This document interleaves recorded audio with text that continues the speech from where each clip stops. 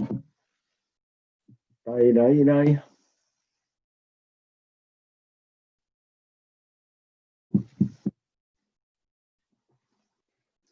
Mm-hmm.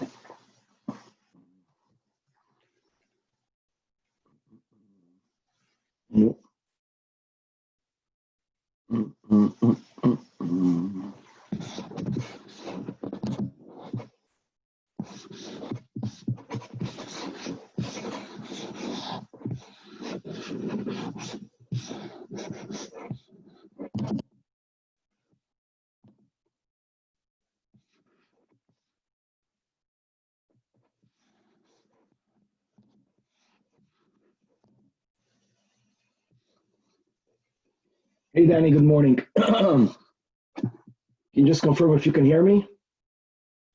I hear you. Baruch Hashem.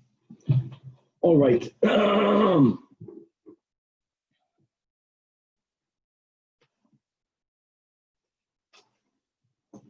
Let's go.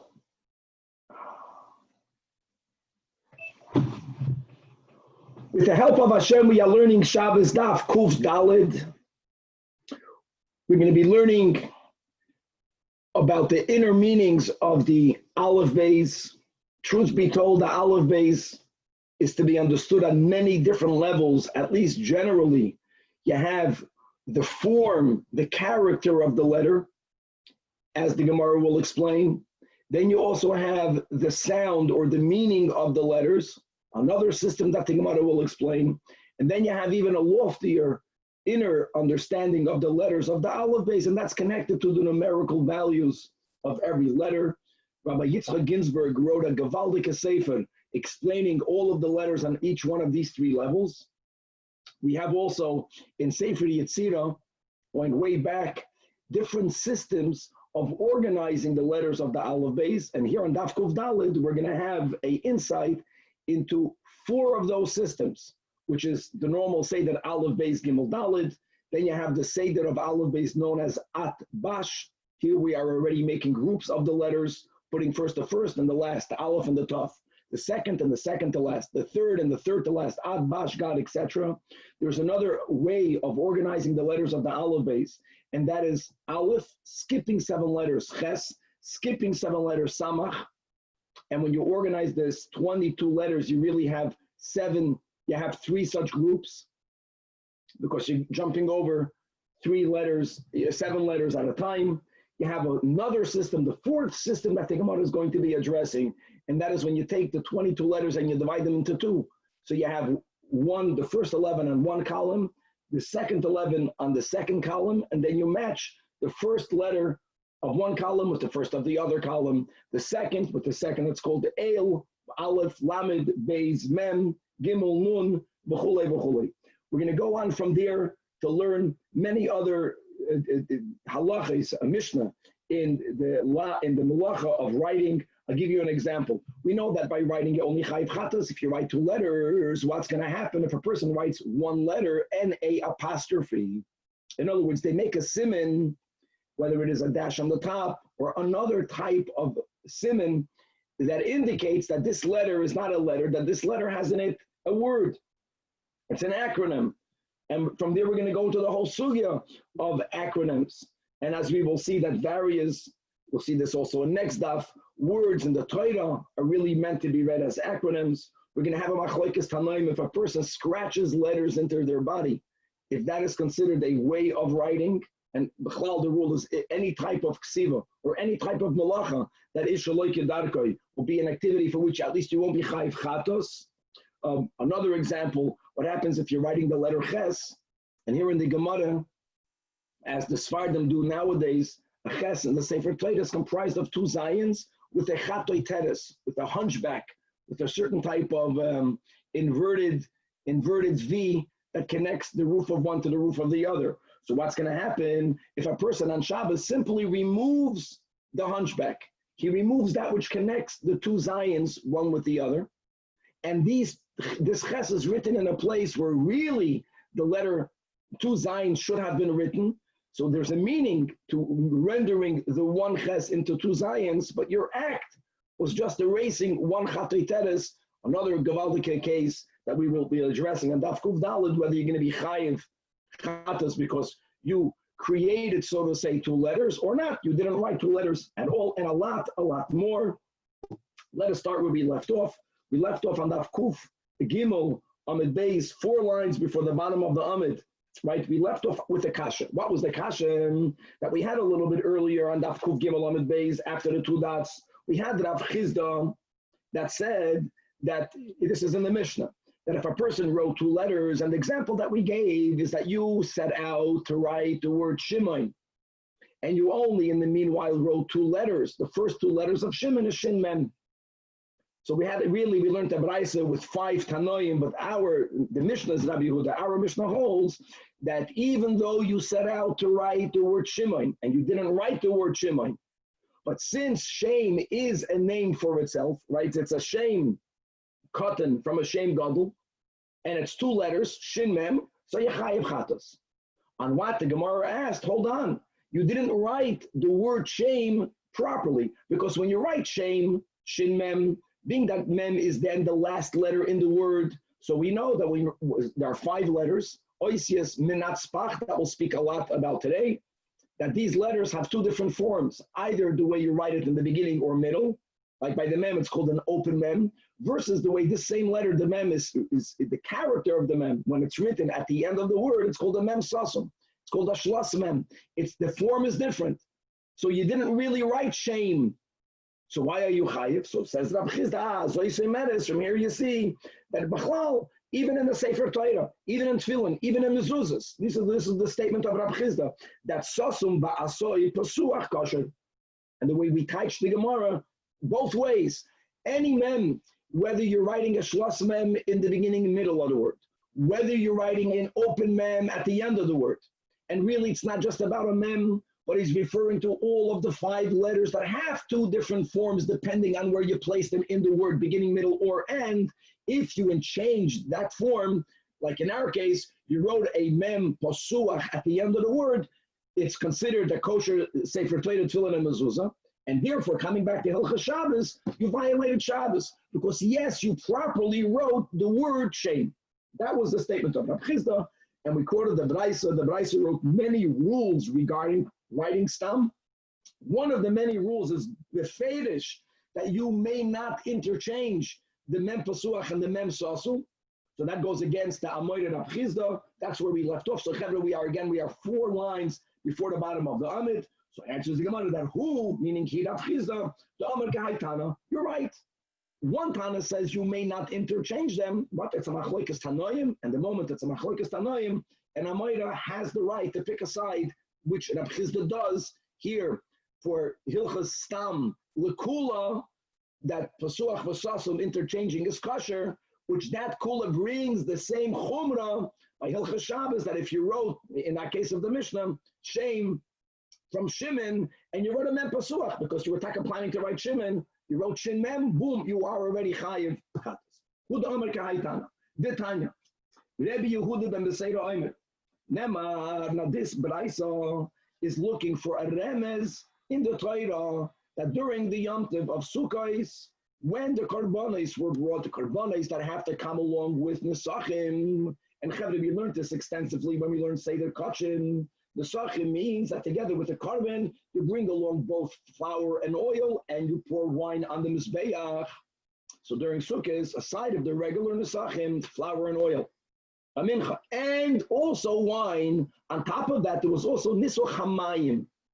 So this Rabbi Yehuda ben Beseira is finding a remez in the Torah that we bring Niso Hamayim during Yom Tov of Sukkot, because it says Bashen, if you remember that on Sukkot, the Musafim add up to a total of 70 korbanos, Keneged Shivim Umay Sa'olam, in a way of Peiches V'Hoilach, that on the first day of Sukkot they brought 13, really many more than that, but generally there were 13. On the second day they brought 12, and then they brought 11.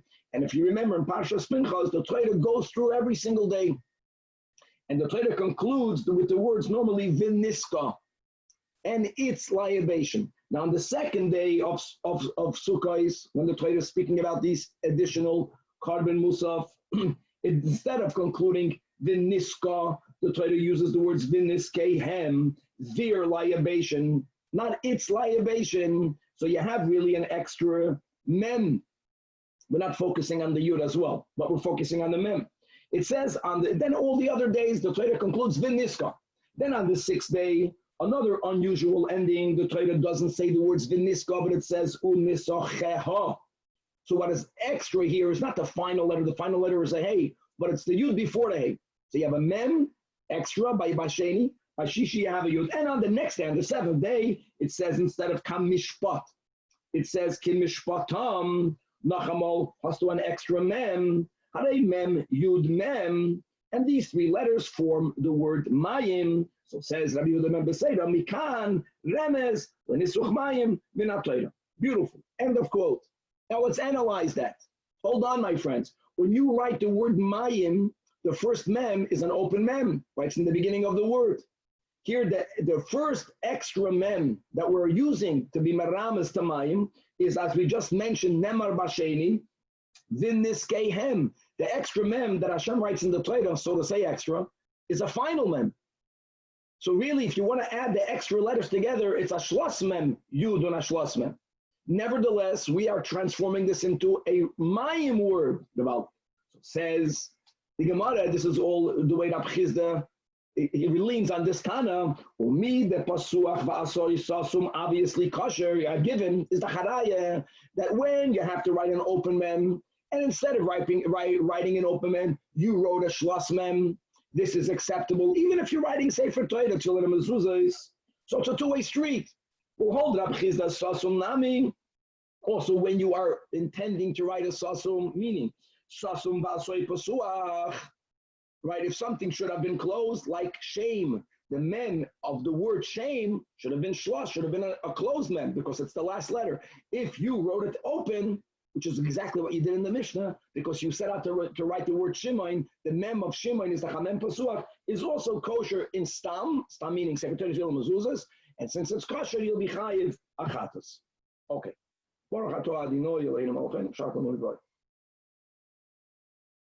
The Gemara is going to accept this, that this Tana, Rabbi Yehuda ben Beseira, allows for you to write, instead of writing a mem pasuach, you may write a mem sasum. And we already mentioned that today there was one pasuk in Nach, ulamarbe hamisra ulashalom ein kates, that the word marbe mem reish, the mem is a shlas mem. Because you make a pasuach into a sasum, that's tak acceptable. Gemara says, fine, this Tana will hold so. Problem is, it's not a two-way street. Psuach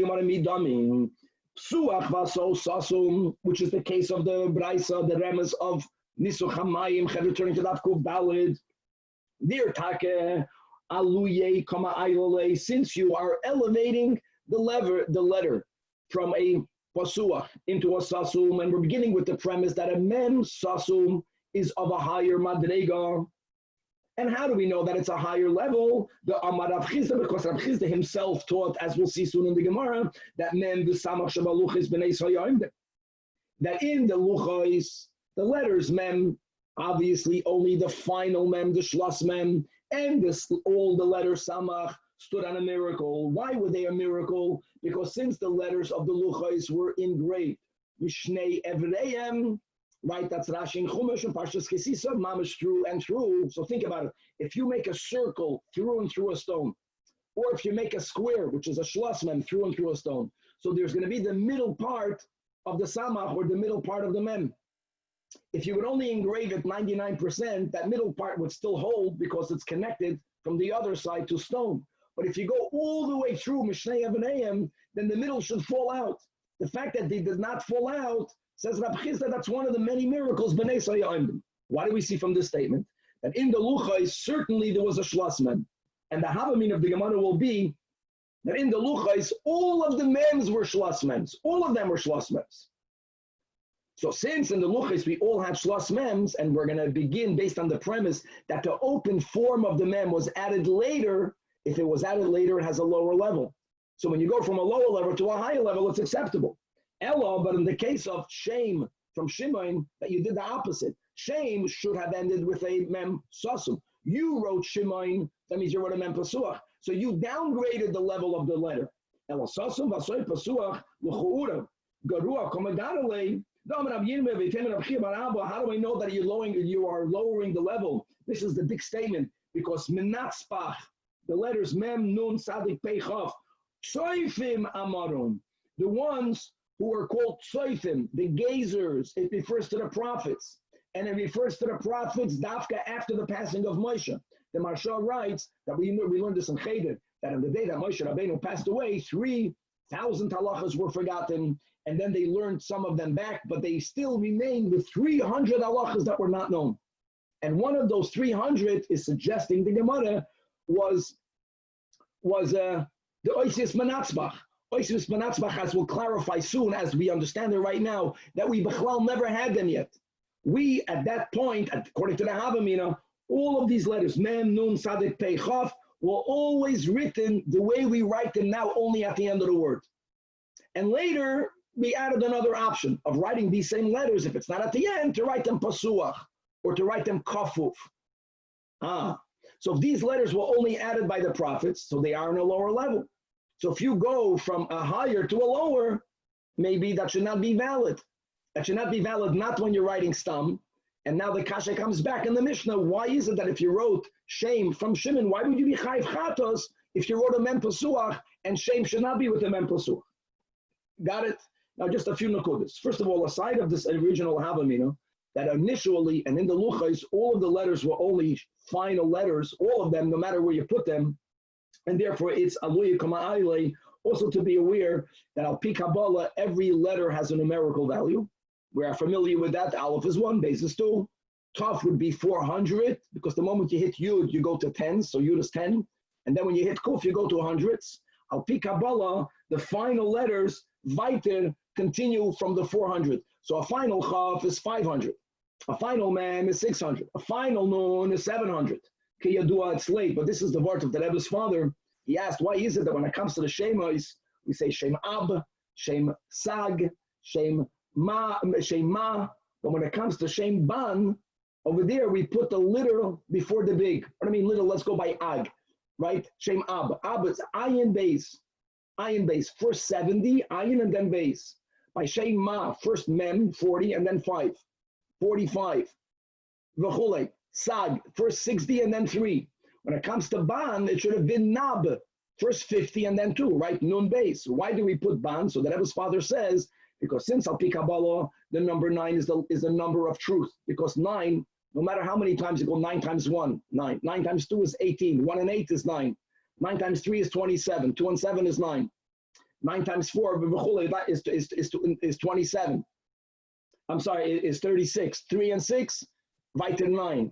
9 times any number in the world, if you add up the sum total numbers, one with the other, you'll come back to the letter 9. 9 is the letter of Emes.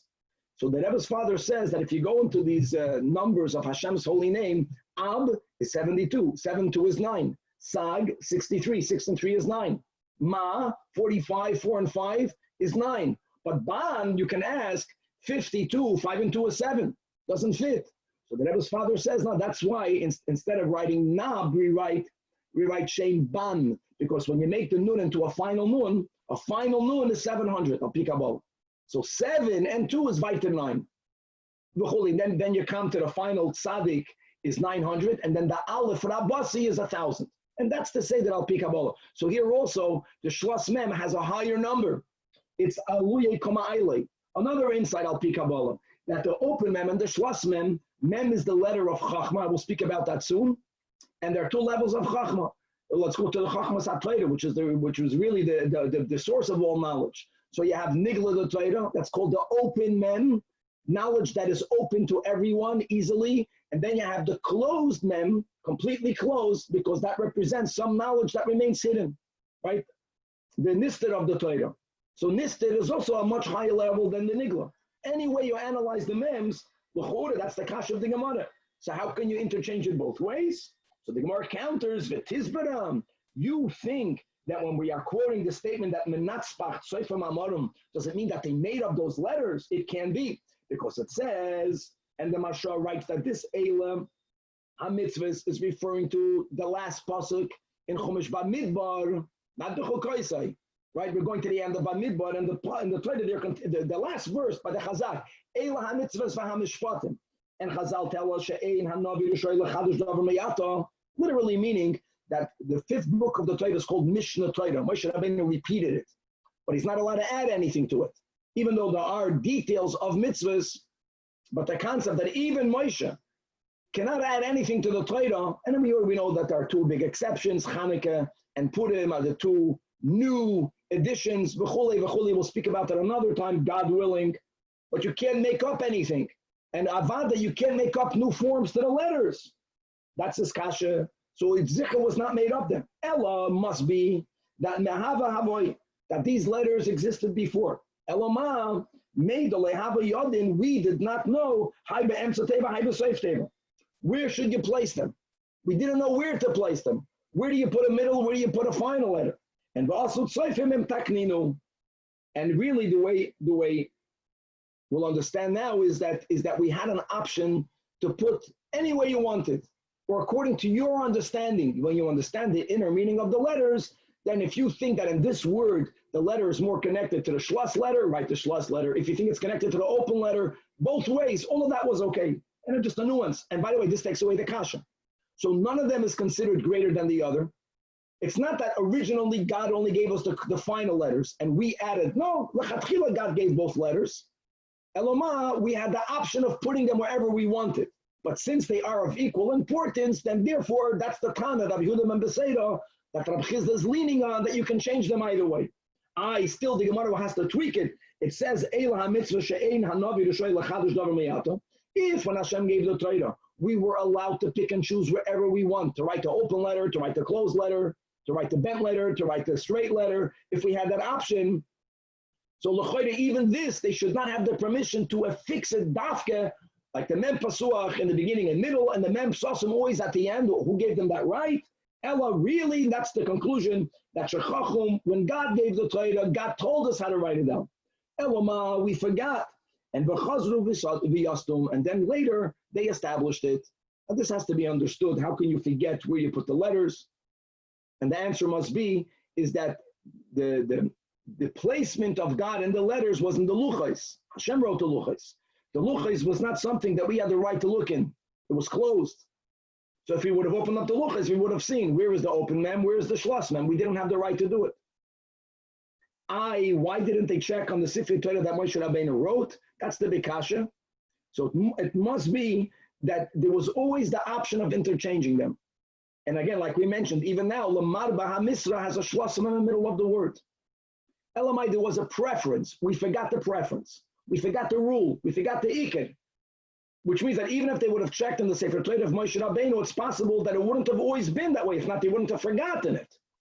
And the Tzofim later, after the passing of Yeshua, they extrapolated back that it must be, like we mentioned, that the mem pasuach is in the beginning and the middle, and the mem sasam always has to be in the end. But even nowadays, we allow for an exception.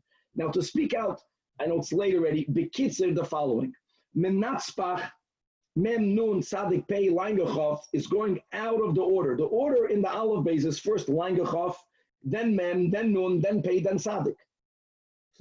So why do Chazal refer to these letters out of the Seder? And the answer is that only al pi Kabbalah. And I'm going to quickly share the words. And those of us who heard this before had the time to properly take it in. But here are the words, my friend. First of all of this, as we'll continue to learn, this daf is very much connected to the chachma that we learn in Sefer Yetzirah. Sefer Yetzirah, unlike the Zohar, as the Rebbe points out, divides everything into three. In the Zohar, in the Kabbalah of the Zohar, everything is divided into four. There's the 4 letters of God's name. In Sefer Yetzirah, we speak about the 3 mother letters, Aleph, Mem, Shin, which is also connected to Yud and to the Hey and to the Vav, but everything is 3. And the Rebbe Noch explains that in Sefer Yetzirah, we're speaking about the 3 elements. We're not counting in the earth. Only later do we have Eish, Ruach, Mayim, and the Afar. One of the 3 divisions of the Sefer Yetzirah, which, by the way, in the Bar Mitzvah, we right away quote from the Sefer Yetzirah, right? Besoifer, Sfar, Vesipur, everything 3 is Olam, Shana, Nefesh.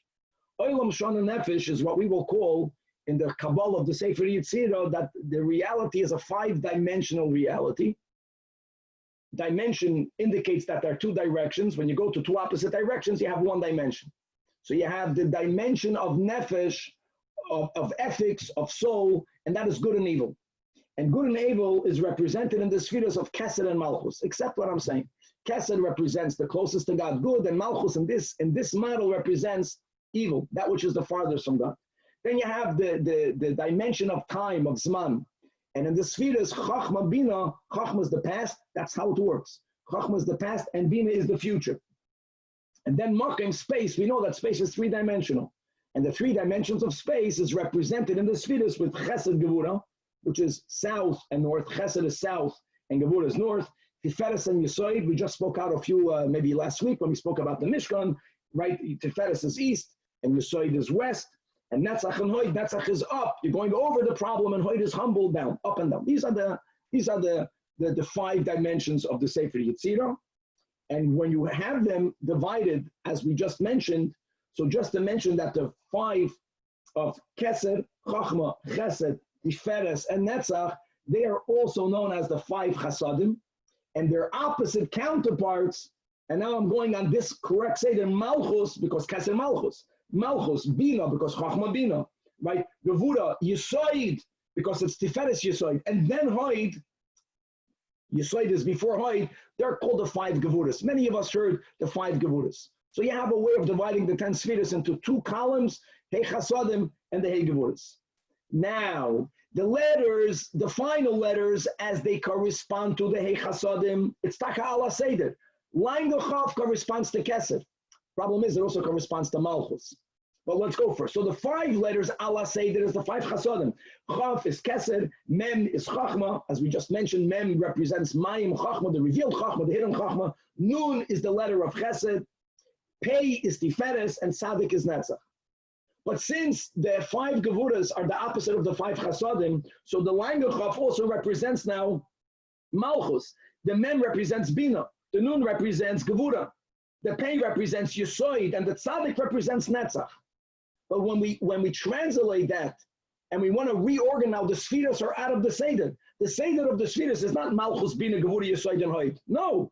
The Seder of the Spheres is Bina, Gevura, Hoid, Yesoid, and Malchus. So when you put it now, Al HaSeder, it comes out Menatzpach. Perfect. It comes out Mem, Nun, Tzadik, Pei, Chav, and it works. The Doik, the Tims are Kal. Okay. Coming back over here, we established that according to Rabbi Chizda, right, there is this concept that letters were not that fixated and you can interchange them, even though the Tzoifim made a klal, the Tzoifim made a rule, but it's not, they were not machadish anything, and therefore, if a Tzoifim made a mistake, the Sefer Torah is going to be kosher, because he didn't really go back any essential principle. These letters sometimes can be written Pasuach and to Asasim and Pasuach. Now that we mentioned that the Mem and the Samach, this was a raya that in the Luchos for sure the Mem was a closed Mem, because how was it the Nes Hayoimdim? Because it went through and through. But if you have an open Mem, even if you engrave it through and through, it's not going to be the Nes. So we learned before that Amar Rab Chizda Mem, the Samach Luchos Nes Hayoimdim, ve Amar Rab Chizda, another detail. If you can just imagine, or if you go to a mirror and you write a word and you put it in front of the mirror, and go read it from the mirror. Go try that. So when you have letters that are engraved through and through, and they're written from one side, you would think that when you read it from the opposite side, everything is going to be hafuch al hafuch. Everything is going to be backwards. So there was another detailed miracle. That ksav shabaluchis nikra mibafnim, they could be read from the inside, and also the nikra mibachutz. But how do you think they would look? So says Rab Chizda, keep going, and there's a reason why he's picking words that are not written in the Luchas. But the word Nevuv on the other side was read Buvan. You have what's going on over here? Nun Veis Vav Veis. Put the last letter first, the second letter, the second to last, the second, it's the same word, Punkt Faker. Or the word Bahar on the other side would be spelled, by Bahar is Beis Reish. On the other side, it's the opposite, Reish Veis. And the third example that Rab Chizda chooses to give is the word Saru. None of these are written in the Luchas, that they were written in the Luchas from the other side, Viras. Now to say the following, that the Marsha here points out Aleph Beis. Aleph, that when you learn Chitas, as we all should learn Chitas, in Parshas Kisisa, when it says Mishnei Evereim, that they can be read from both sides. So Rashi, the way you learn Pshat and Rashi is that Rashi understands in Chumash that the miracle is that when you read it from the other side, you read the entire Luchas normally. which is mamash hanes. Now, what should really happen? Everything should be reverted. The letter should look opposite. The order of the letter should be opposite. What Rav Chizda is adding, another nuance, is that when the letters went through, look inside the Marsha, when the letters went through to the other side, what changed is that the form of the letters were not inverted. Can you imagine? It means when, in his example of Nevuv, the first example, what happened on the other side is that the words were written opposite. Not the psukim, not this, just every word. So the word Nevuv looked like the words Buvan. That was the word on the other side. The base was written, the opening side of the base was still from the left. It's amazing. That in itself is amazing. So the letters were not inverted, but the words were inverted. Now this inversion of the words has tremendous significance. You know, and as we're going to learn, God willing, when we're going to speak about the Noitrika and about the Rashi Tevasin of the words, like for example, we're going to learn in the next daf that Anoichi, we are familiar with what Chassidus quotes, one part of this Chazal. Anoichi is anon nafshi ksavis yahavis. And then we're going to learn in the Gemara that Anoichi is a abbreviation, and we're going to go in the opposite order. There's a way of reading the Luchas, the opposite order. And we'll explain later, it's Pashat late, the meaning of that. Reading things the opposite direction. As a oir chayzer. So the other side of the Luchas represented some sort of oir chayzer. Oir chayzer only meant that the letters, instead of going from right to left, so the letters were still read from right to left, but they were written on the opposite way. But you can read them properly, that Nevuv was read Buvam, and Bahar was read Rahab. This is Mamash Hanes, aside of the concept that we see from over here, that they were engraved through and through, which is all Aliyah, why the Mem and the Nun were B'nai Soyard. Okay, so now that we spoke a little bit about Oisius and about the Oisius Benatzbach, and they have two different forms, they have the same sound. So we're going to begin with the Amri Le Rabban Rabbi Shua ben Levi. The first statement is going to be explaining the form of the letters. And then, like we mentioned in the Hagdama, we're going through 4 different arrays of the Aleph base. The other 3 is going to go through the meaning of the letters. When it comes to the meaning of the letters, the form is not that important. And like I mentioned, if you're focusing on the meaning, if the mem, which like chachma, if that mem represents a greater chachma, then taka it could be written with a shlos mem. If that mem, even if it's at the last letter of the word is representing, it's connected to a more nigla dika chachma, then it's written mem pasuch. And he writes like this: that also Yenuka eaten in the base Midrash. The Chachamim tell him that right now youngsters came to the base Midrash. It's gewaldig that you have in the Gemara the words dardike. Dardike means young people. In the Zohar HaKadosh, you have many sections called the Yenuka. The Yenuka is that when Rabbi Shimon ben Yochai made Aliyah's neshama in Gan Eden, he went into a heichel of a Yenuka, of a very young neshama, and he quoted his Torah. So in what Kabbalah calls the Yenuka, here in the Gemara it's called the Dardike. And this Chachma can only come through children because it's a very sublime wisdom to which youngsters have greater access to. Now we have here in Tosfos a whole question as to who were the Dardike. He quotes a Shita that this is Rabbi Eliezer and Rabbi Yeshua when they were young. Rabbi Eliezer HaGadol. We know that Rabbi Eliezer HaGadol only started to learn Torah when he was older. There's a famous story, as kids. So Tosfos says, that type of Torah he only learned when he was older. But the type of Torah that we're teaching right now, which is Kabbalah, he knew as a child. Let's go back. The Chachamim are telling Rabbi Shua ben Levi that these Dardikis came into the base Midrash. The Amru Mili, and they began to share things that even the Afilu b'Yemei Yeshua ben Nun lo yit MERCAVA sayu. We never heard this even in the days of Rabbi Shua ben Nun. Why is it that we never heard it from the days of Rabbi Shua ben Nun, says the Marsha? This is what we quoted before, that this Menatzbach, Tzoifim Amarum, they were the ones that fixed what goes in the beginning and middle, what goes at the end. Rabbi Yeshua ben Nun didn't know. This was one of the 300 halachas that they forgot. So they forgot it, but these Dardikis, they knew that which Yeshua ben Nun didn't know. And let's begin with the form of the letters, the characters, Aleph base. Now most of these letters are going groups of 2, not all of them, but we're beginning with groups. Aleph base stands for, this is not the form, this is the meaning, that Aleph Bina, right, learn Torah. Aluf is to Chachma. Aluf, a general, the wisdom, and Bina means understanding, so it's a command. Yiddishkeit begins, learn Torah. But not only learning Torah, kol ha'emet einli elo Torah, afilo Torah einli. Learning Torah and Gimel Dalet. Gimel Dalet means Gimel Dalet. Now, we're going to show that it's not just the meaning of Gimel Dalet, it's also the form of the letter. Now, for some reason, we're not explaining here the form of an aleph. This we have a hayom yom, right? The beginning of our chinuch, the yud from above, which is the godliness, the yud from above, the yid, and the vav is a kava of Yerushalayim, or the aleph is a water carrier. We have plenty of later that we have from Hasidus. But here we're skipping the aleph base, we're going into the Gimel. Gimel, Dalet are two people. The Gimel, if you can just imagine the letter, is a person walking, and his leg is out. The leg of the Gimel, the left bottom leg of the Gimel is facing the Dalet. The Gimel is the giver, and the Dalet is the receiver. And the giver is chasing after the Dalet. These Dardiki said that my time of Shuta Kari the Gimel Gabi Dalet. Why is the leg of the Gimel extended towards the Dalet? And the answer is Shekain Darka Shel Goimel Chasodim, because that's a character trait of someone who's a Goimel Chesed, which is he's not waiting for the issue to come to him. He's running after the kindness. Why is it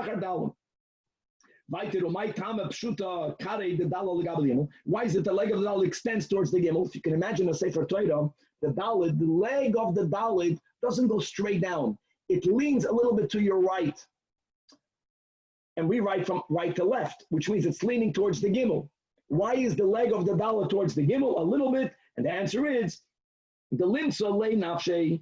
In other words, the Dal should make himself available. The Goimel is running after him, so you take a step close, and so the one who's giving you shouldn't have such a difficult time getting to you. You know, there's a chachma to give and there's a chachma to receive. Many people know how to give, not that many people know how to receive. So if a person is a dal, they should receive. Another explanation of the form of the letters. Why is, so to say, the face? The face of the dalet is the open part of the dalet. Right? They're not facing each other. Normally when you have a giver and a receiver, they are facing each other, panim al panim. But here it's like the gimel is chasing the dalet, but the dalet's face is away. So they answered, the litin leibetzino. The goimel chesed should not know who he's giving money to. He should try not to look at the face of the recipient, as we learned the story of Marukva. Remember, he threw the money under the door. Here he knew who he's giving, but the recipient didn't know who he's getting it from. Here we're speaking about that the giver should not know who he's giving it to. That's the origin of a pushka. When you put money in a pushka, you don't really know who the benefactor is. Even if you know what moiser it is, but you don't know exactly to whom the money is going to. And why is that? So the recipient should not be embarrassed when he sees him. This is mamash gaval. Okay. Hey and the vav, this will be throughout the Amid, that letters hey and vav both refer to godliness. Which is moidedik. Many other areas from all the letters, yud, dafka not here. Hey and the vav, and we'll see later that sometimes hey represents godliness and sometimes vav represents godliness. So now we have really 6 letters, aleph, beis, gimel, dalet, hey, vav. And now we're going to go to the next 6 letters that correspond to the first 6. The next 6 letters is zayin, ches, tes, yud, chaf, lamet, and which means that if a yid is going to be a yid, your aleph, beis, learn bina, learn Torah, and you're goimel chesed, and therefore God is going to be with you. And now what's going to happen? What's the result of God being with you? It's all brachas. The imat oisa came, so HaKadosh Baruch Hu, the zayin is zon oischa, Hashem is going to sustain you.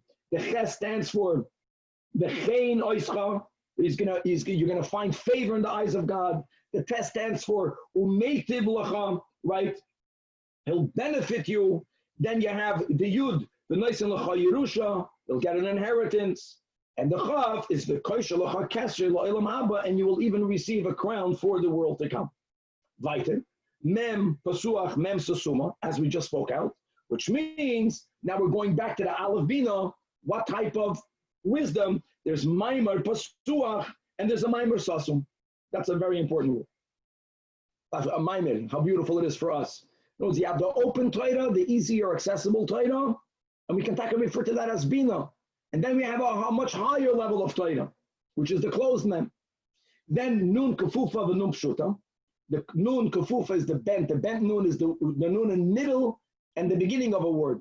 right? The nun is bent in the bottom. The nun pshuta is the one that's straight, which refers to the person. The person who's learning all that. The person who's the goyim al chesed. So really, the nun is a letter of a tzaddik. And there's two levels of a tzaddik. There's a nun kafuf, there's a bent tzaddik, and there is a nemon pashut, and there is a erect nemon. There is so much al-pi Hasidus, al-pi Kabbalah, but you begin with humility. We just learned the Maimer yesterday. There's shiflus and there's isnasus, and the question is which one comes first. They're both connected to malchus, and on many levels, malchus is the lowest madrega of the 10 spheres, so it begins as the most humble one. It's a nun kafuf, but then malchus becomes keser for the world underneath it. It becomes a king. It becomes a ruler. The isnasus, that's the nemon kafuf. Then we have Samachain. Samachain now is the Rosh Teva. Sumoich Aniyan. So just like you had Aleph Bina, and then after you learn Aleph Bina, then Mem Pesuach Mem Sasum, there's a much greater level. Goimel Dalim, there's Goimel Dalim, and then there's a much greater level called Sumoich Aniyim. Sumoich Aniyim. Sumoich means you're not even being Goimel. Sumoich means you're not allowing someone to falter. Even Al Pinigla, the Rambam says the biggest kindness is making sure a person doesn't lose their livelihood. Another meaning of Smoichayin, it still refers to the mitzvah of learning. Torah, Lishnachina, Simonim Asay, Samachayin, make Simonim, make mnemonics. And therefore, Ukanei Oisa, you will acquire it, you will not forget it. Especially then, before the Torah Shabbat Peh was written, you needed to memorize everything. And mnemonics, making your own Simonim, how to remember certain things is a way, and there's a whole chachma of memorization that is all included in the concept of Simonim Asay. Then weiter. Then you have two pays. Pem kfufa, the pay that's in beginning and middle. It's also curved. Pei pshuta, right? The lange fei, it's called the open fei. That means pepasuach bepesasum. Pepasuach bepesasum means that when it comes to the koyach of speech, sometimes your mouth has to be closed. Sometimes your mouth has to be open. There's the mouth open, the mouth closed. And they also refer to the mem pasucha, that is easier to shear. That's the pepasuach. The chachma that's called mem sasum is something that you shear better with silence. Tzaddik, now, tzadi, clear, right? The gemara. By the way, we had this on Rashi also, but here I have the word tzaddik dalid yud is really the name of the letter tzaddik.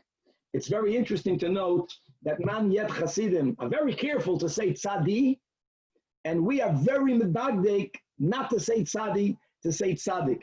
I'll just give you an example. This I heard from my teacher, Rabbi Yehuda Leib Shapiro Shlita, that when MERCAVA printed the Aleph-based charts, we're going back to the 1960s, so there was one print that they made that they didn't only write the form of the letters, but under every letter, they spelled out the sound of the letter. So under the Aleph, they wrote Aleph Lamed Fei, Lange Fei.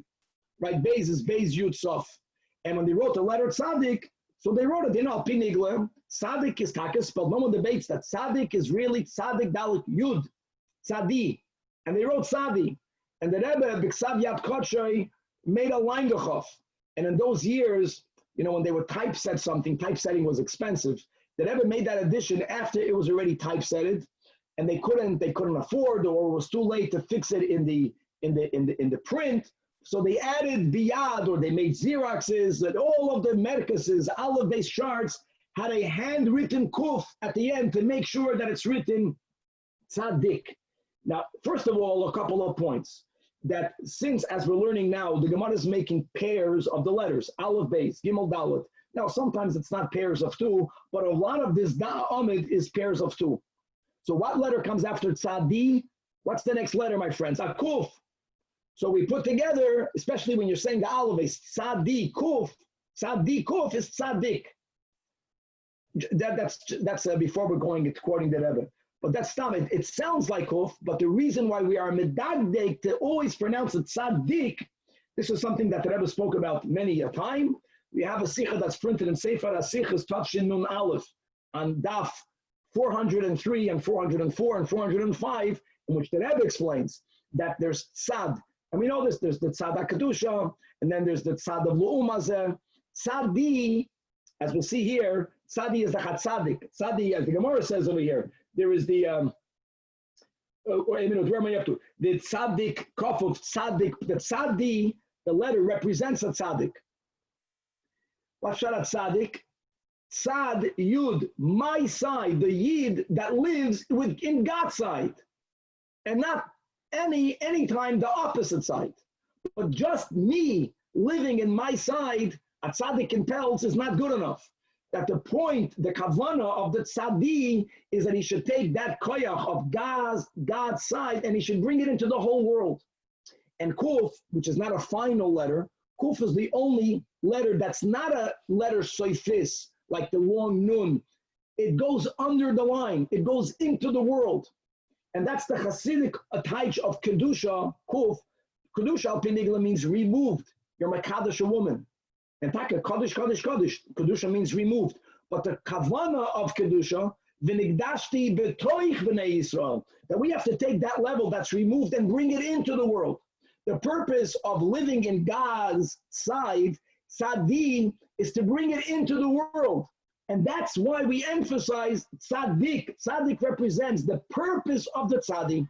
Just to be aware of the fact that we pronounce it tzaddik, even though al-pinigla, and really, theoretically, the name of the letter is tzaddik. So this tzaddik kefufa, there's a ben tzaddik, a certain level of bittul, and then you have the tzaddik, a pashut, the erect tzaddik, which is very similar to the nun.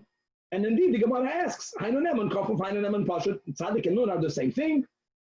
So the Gemara answers, these are all the dardiki. Just like when it comes to wisdom, we had aleph beis, then we had mem mem, we had goimel dalim, and we had soymech haniyim. Yeah, there are different levels. It's that after someone reaches the level of first he's a nun kafuf, and then he becomes a nun pashut. Then weiter, and this is the source of Pirkei Avos where it says ma'oid have a shval ruach, twice ma'oid. So you have the nun kafuf, and then you have the tzaddik kafuf, one level on top of another level. Kuf is the letter of kedusha. Reish is the letter of a rasha. And now weiter, my tama mahader api the kuf mireish. Why is the face of the kuf turned away from the reish? Really, it's the opposite. Really, it's the opposite. The kuf is facing the reish. The reish is the one that's turning his face away, like by the dalet. The open part is the face. But since the kuf represents God or godliness, kedusha, so it looks like godliness is unable to see reish in the face. So we're wording it on the reish side. Really, it's like a kasha. Why can't kedusha see the reish? And the answer is, kedusha could. Kedusha doesn't want. But I'm unable to. I don't want to. I'm unable to look at the face of the Rosh. So therefore the Rosh's face is turned away. Now let's go a little bit into the Tagim. On top of Shatnei's Gats, you have the real Tagim, right? You have the 3 crowns. But on top of many other letters, you have 1 crown. On top of the Kuf, there's a Tag. But the Tag is not in the right side of the top. It's not even in the middle. The little line that's on top of the kuf, like in most letters, is towards the left of the top of the kuf, close to the letter reish. So my tama mahadra tagi the kuf legabe reish. Why don't we have fakert? If kuf is kedusha, reish is a rasha, and so to say HaKadosh Baruch Hu eni yachol istakel b'fnei rasha. So why is there anything in the kuf close to the reish? That's the whole part of tshuva. HaKadosh Baruch Hu that im chayzibay. No, that the rasha is close to me. At the moment he or she chooses to do tshuva, I will bind upon him a crown like my own. My crown is available to him.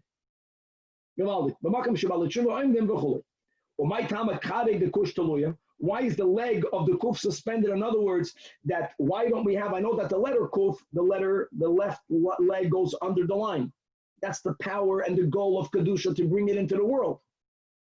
But why is it that the top part of the left leg, why is it disconnected from the other parts of the kuf, right, from the reish? Why isn't it connected?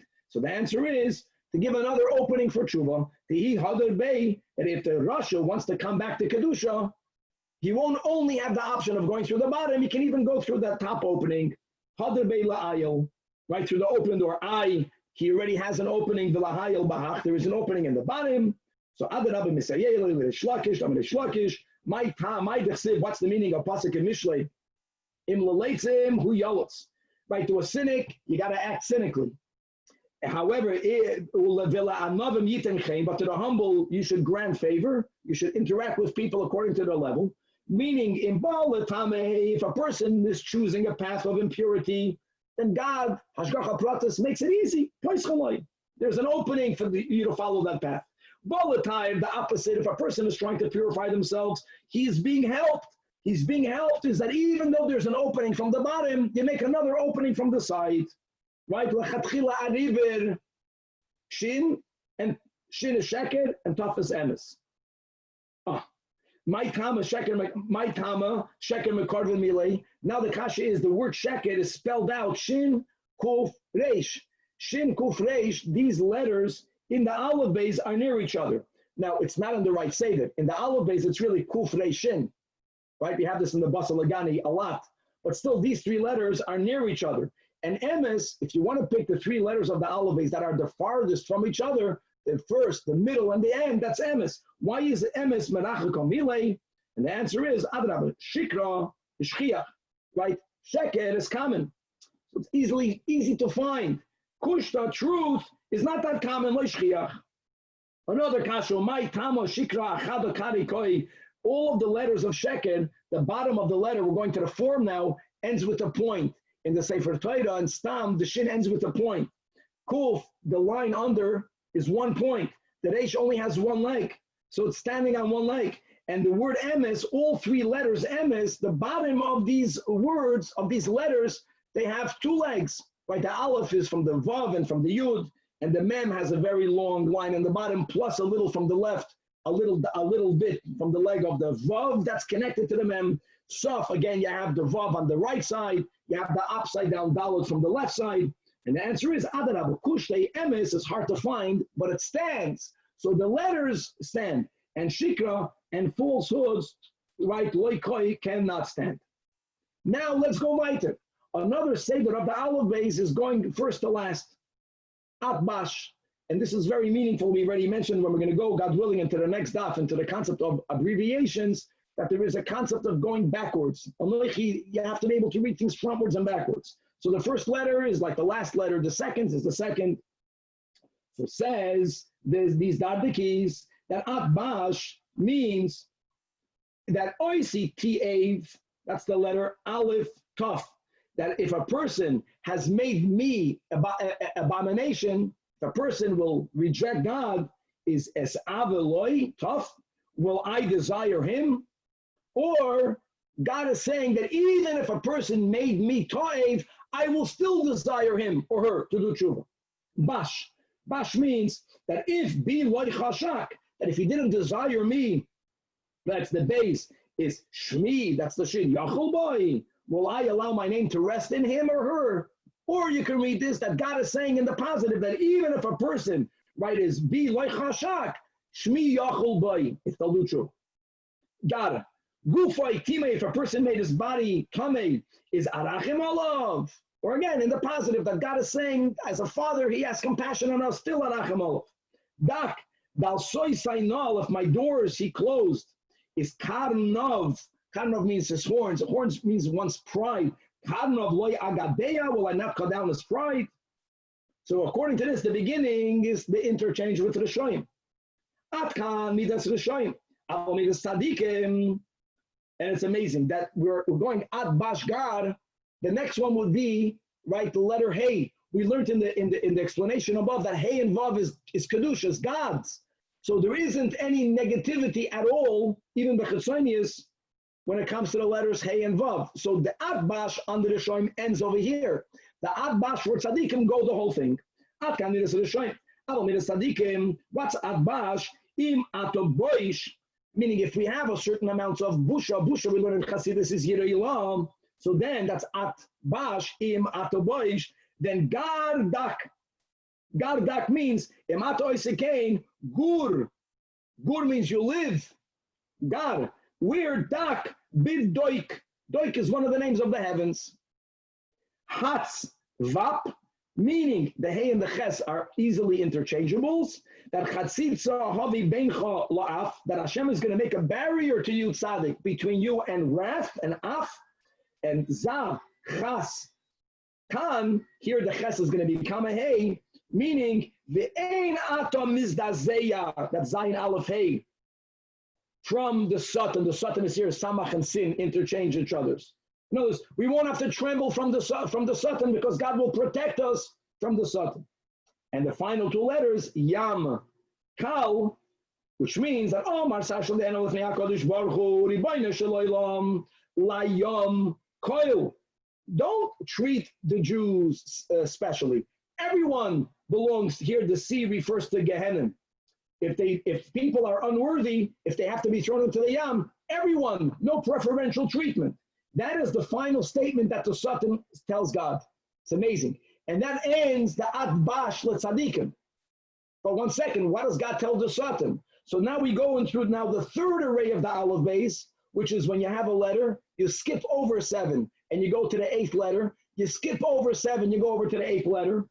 So you're going to have Aleph, Ches, Samach.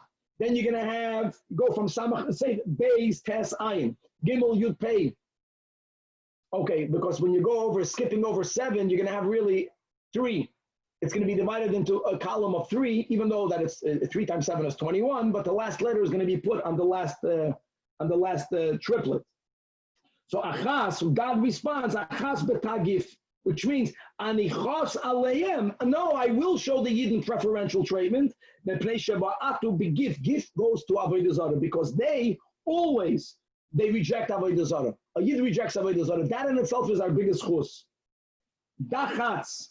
And God adds, and therefore Dachatz Rabbi, here it says adultery. Ooh, I take that back. So then I made a mistake. Forgive. Okay, so I stand corrected. Okay, so gift means adultery. In other words, we have one schus. Because of that, we have preferential treatment. And therefore, God tells us, Dachatz, Dakim heim. Dakim means that we are Dako, we are innocent. Kainim heim, we are upright. Tzadikim heim. And therefore, tells God to the Satan, Helek, which means Ein Locha Chelek Bohem. Okay. Weiter, then when the final of this array will be Umarzon Sheis, which means again, Amar Gehenim, we're going out to Gehenim, not to the Satan. Amar Lefanav, Ribono Shel Olam, Marei Zuneni Mizarei Shel Sheis. Feed me from the seeds of all the descendants of Sheis. No, it's the Satan because we reject gift. Thank you for the correction. Gift is adultery, so therefore we don't fall into the hands of the Satan. But Gehenim still says, no, I want to consume all the descendants of Shem, and we are Semites as well. So to which the Eibishter responds, and now we're going to the final array of El Bum. Guys, if you learn Sefer Yetzirah in the 2nd chapter, when he's speaking about the Reish Lamed Aleph Sha'arim, which is really connecting two oises with each other, so you'll notice that when you connect the Aleph, and when you go through the whole system over there, the middle array will always be the same letter repeated again and again and again. And when you begin with the letter Aleph, so then Aleph Lamed, Aleph Lamed, Aleph Lamed will be the repetitive line. When you begin with the letter Mem, it's going to be Beis Mem. When you begin with the letter Gimel, it's Gan. It's a Moedik array. You have to push it, see it to chap it. Anyways, Amar Loi, Kael Bam Gandas, which means, says God to them, you know where I'm going to be leading the Jews, not to where you want. Lagan Hadas, to Gan Eden. And here, the Hey and the Ayin, again, the Hey is the Eibishter's name. Ha, He, Vap, that Amar, Gehenna Lefnei HaKadosh Baruch Hu, Ribono Shel Olam, right? Hey is him referring to God. Oyef Anochi, I'm so hungry for sinners that I'm already faint from hunger. So the Eibishter responds, Zat Chak, and that's really Zaroi of Yitzchak. And we learned this, my friends, on DAF Pei Tes Amud Beis, that there's something unique about Yitzchak that protects us, the Yidden. That Halol Zarei Shel Yitzchak, you're faint for victims, you want to consume also the Zarei Shel Sheis, including the Yidden. No, that we are the descendants of Yitzchak. And therefore, we won't go into Gehenna. You need to consume victims. So the Eibishter tells him, Kar Yesh Kat, which means, Kar, or Vartzu, Yeshli Kitois Kitois, there's enough to feed you, and the Yidden will be protected. So this is a whole conversation between the Satan with the Eivishter, between Gehenna and Hashem. It's about the mission of the Jew, going back to the beginning, that what is our Aleph Beis Gimel Dalet? That's the beginning, that we have to learn Torah and we have to do Chesed. And when we do that, then Hey Vav, then the Eivishter will live with us. I know that it's already, the hour is up. Let's start at least to learn. We're turning to Daf Kuf Dalet on the base, and we are continuing with a Gavaldik Mishnah that is going to be adding many more details in the Malacha of Ksiva. Says the Mishnah, HaKoisev Shteyoisis Behelam Echad Chayev. Atkan, there's no Chiddush. We know that. Now, says the Mishnah, Kosav B'Dyoim, if you write a letter with black ink, or Besam, or with paint, we'll see in the Gemara more details about this paint, or Besikra with that red paint, or B'Kaimois called gum, or B'Kankantoim, copper sulfate, or B'Chaldavar Shur Reishem, we'll see in the Gemara what this adds, but it's going to last. Al Shnei Koisli Zaviois, even if you wrote these two letters on two different walls, but the part of the walls that are near each other. So, for example, you're writing it on a, let's say, eastern and northern wall. You're writing it on near the eastern northern corner. So when you look at these two letters, they are read together. Or Ba'al Shnei Levachi Pinkas, if you have a ledger, and you would, in other words, they would have them, these tablets, they would put on it wax, and they would engrave in the wax words. Then they would melt the wax to use that again. So if I have two different tablets, but I'm writing one letter at the edge of one and the other letter in the edge of the other. From tablet number one, I'm writing it in the right edge. From tablet number two, I'm writing it in the left edge. So when you put the tablets together, that will be the key. Both letters are read together. In all of these cases, since Vehem, Nehegim, Zemzeh, that's the word, they're going to be chayev. However, Hakoisev al Psarai, if you write a letter on your flesh, says the Mishnah, you're going to be chayiv. We sweat, and the sweat will have those letters get erased relatively quickly. The word of the Mishnah is, the ink that you used is a good letter. It's miskayim. Why are the letters erased? That's because of something external, because the sweat will erase it. My friends, if I write a letter, just because I can erase it because I have an eraser, if I write it with pencil, I'm going to be chayiv chatas. We view the writings on your flesh as a proper writing. The fact that it will de facto get erased early, that's considered an external reason. So it's still inherently shel kayoma. That's our Tanach. However, if you scratch letters onto your flesh, Elyahu says, Yataka chayiv chatas, the Chachamim hold your exempt. We'll see in the Gemara because it's considered shaloi kidarkoi. Weiter. Of the mashkin, if you write with liquids, these liquids refer to dark blackish liquids like mulberry juice or peris, other fruit juices that have other colors, or ba'avik derachim. Rashi gives two reasons: either you are forming letters out of the mud, or you are engraving letters into the earth. None of these things are durable. Or ba'abak hasoifrim, you're using the scribe's dust, which is, Rashi says, the residue that's found at the bottom of an inkwell. It's not a good ink. Or that's the vart, and we've already spoke out the machlekes Rashi Rambam how much Eina Miskayim is called Eina Miskayim. But however you define Eina Miskayim, if it's not something that is durable, that is lasting, then you are patur. It's awesome midrabanan, but you're not chayav chatas. So when I have a pen in my hand, right, the point is facing down. Means I'm pointing. The pen is pointing up, and then you're turning your hand. That's the little meaning of kila'achayad, and you're writing with your hand flipped over. Or benagloy, or you have the pen in your foot, or bepivots in your mouth, or bimafreikoi, bimarpeikoi, it's in your elbow, right? All this is shalaikedarkoi, lukula alma. Or now we start. If you already had something written previously, and you added only one letter, even if there was only one letter written previously, and you are completing a two-letter unit, but you wrote one letter, my friends will see, I know we're falling behind a little bit, but we're going to have really some achloikas tanoim. Our Mishnah doesn't bring the achloikas. You wrote one letter, or b'ksav al gav b'ksav, another achloikas tanoim, which our Tana only brings one Tana. You had previously written letters, and they are fading, and you want to reinforce them, so you over-trace them or trace over them. You're not adding anything new, but you're making it a lot better, right? Or another example, in the Mishnah Nischav, in Nichtev Ches, you want to write a Ches, and you ended up writing 2 Zayins. And as we learned on Omid Aleph, Minatzpach, right, that there was a time that we forgot, and later they clarified, but they always knew that both forms are kosher. Here we're seeing clearly that in the times of the Gemara, that a Ches was made out of 2 Zayins. And that's a whole conversation. As we know, a chabad Hasidim, the whole Mesoira of the Alter Rebbe's Ksav, that it had to do with a decision that was made in the heavens, v'chulei. But and now, by the way, already going back to the Arizal, that by us a Ches is a Vav and a Zayin. But according to the Beis Yosef, and according over here to the times of Chazal, a Ches is 2 Zayins with a Chatoi Teres, with a hunchback, a line, an inverted V that connects both of them. So this person wanted to write a Ches, and he forgot to make the Chatoi Teres. So he made 2 letters, but he was intending only to make 1 letter. Or Achaz, but it's Achaz B'Koyde. He wrote 2 letters, but they're not near each other. One is on the earth, one is on the wall. Or Kasav Al Shnei Koisli Abayis, he wrote letters on 2 separate walls of the house. Or Al Shnei Dapei Pinkas, on 2 columns of a ledger, not like we mentioned before on the edges.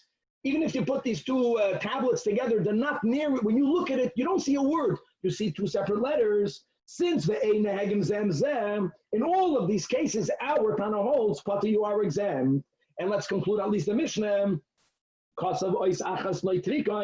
If you write 1 letter as a abbreviation, and very importantly, Rashi says, you wrote a letter and you made a dot. You wrote a letter and you made a little line on top.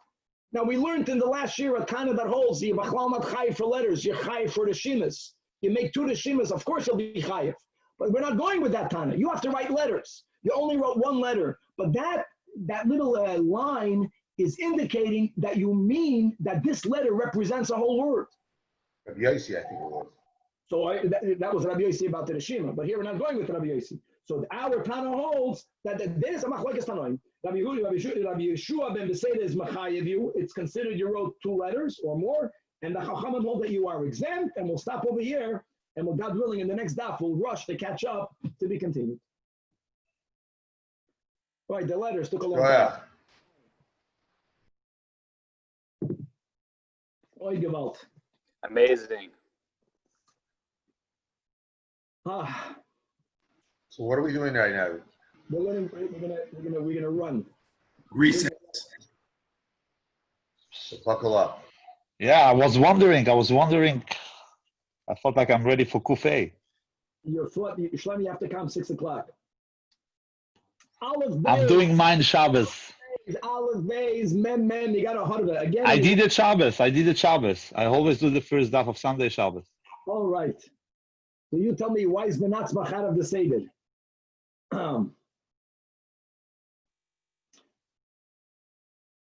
All right, let's move. With the help of Hashem, we are learning Shabbos Daf Kufay. Yes, we are on Daf Kuf Daled Amud Beis. A little bit behind. We need a special siyata d'shmaya to learn clearly and quickly. So we're going to be concluding the Gavaldik Mishnah with all of the scenarios.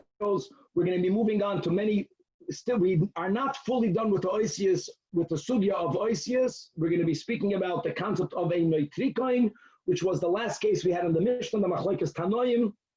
We're going to go back to the Luchais, that Anoichi is a Rashi Tevis. It's an acronym. We're going to learn various acronyms of Anoichi. We're also going to learn about the concept. There are 3 levels of the Torah, according to the way we'll learn our sugya. V'chulei, v'chulei. We're going to learn on Daf Kufei Amud Aleph, the Machlokes Tanoim that we quoted just recently, whether Yesh Yediyah Lachatzi Shir or Ein Yediyah Lachatzi Shir. We're going to, God willing, start Perek HaOidig. So we're going to learn some details about weaving. And by the way, this Gemara, either if you have a loom and you can see it, you'll chop it. If not, there's no if not. If not, just know that you won't understand the Gemara properly, because it's something that if you don't see the Metzias, it's not difficult to understand. If you don't see the Metzias, there's going to be some details about weaving that will just say the words, hopefully with the right taich. We'll get the taich right, but we're going to go on to other great sugyas. Hakoireya b'chamasai, ripping something in your anger, the concept of kol hamekalkel and b'Shabbos is potter. We're going to be speaking about someone renting garments as a means of mourning either a relative or a chacham or adam kasher, or if you were there by your passing, that mitzvah is not called an act of kilkul. We're going to learn gavaldic, very limited scenarios where a person is allowed to give the appearance that they are angry. A person is never allowed to be angry. This is really, a lot of this is something that we chazed in Igeres Chafei from the Alter Rebbe, Igeres HaKodesh.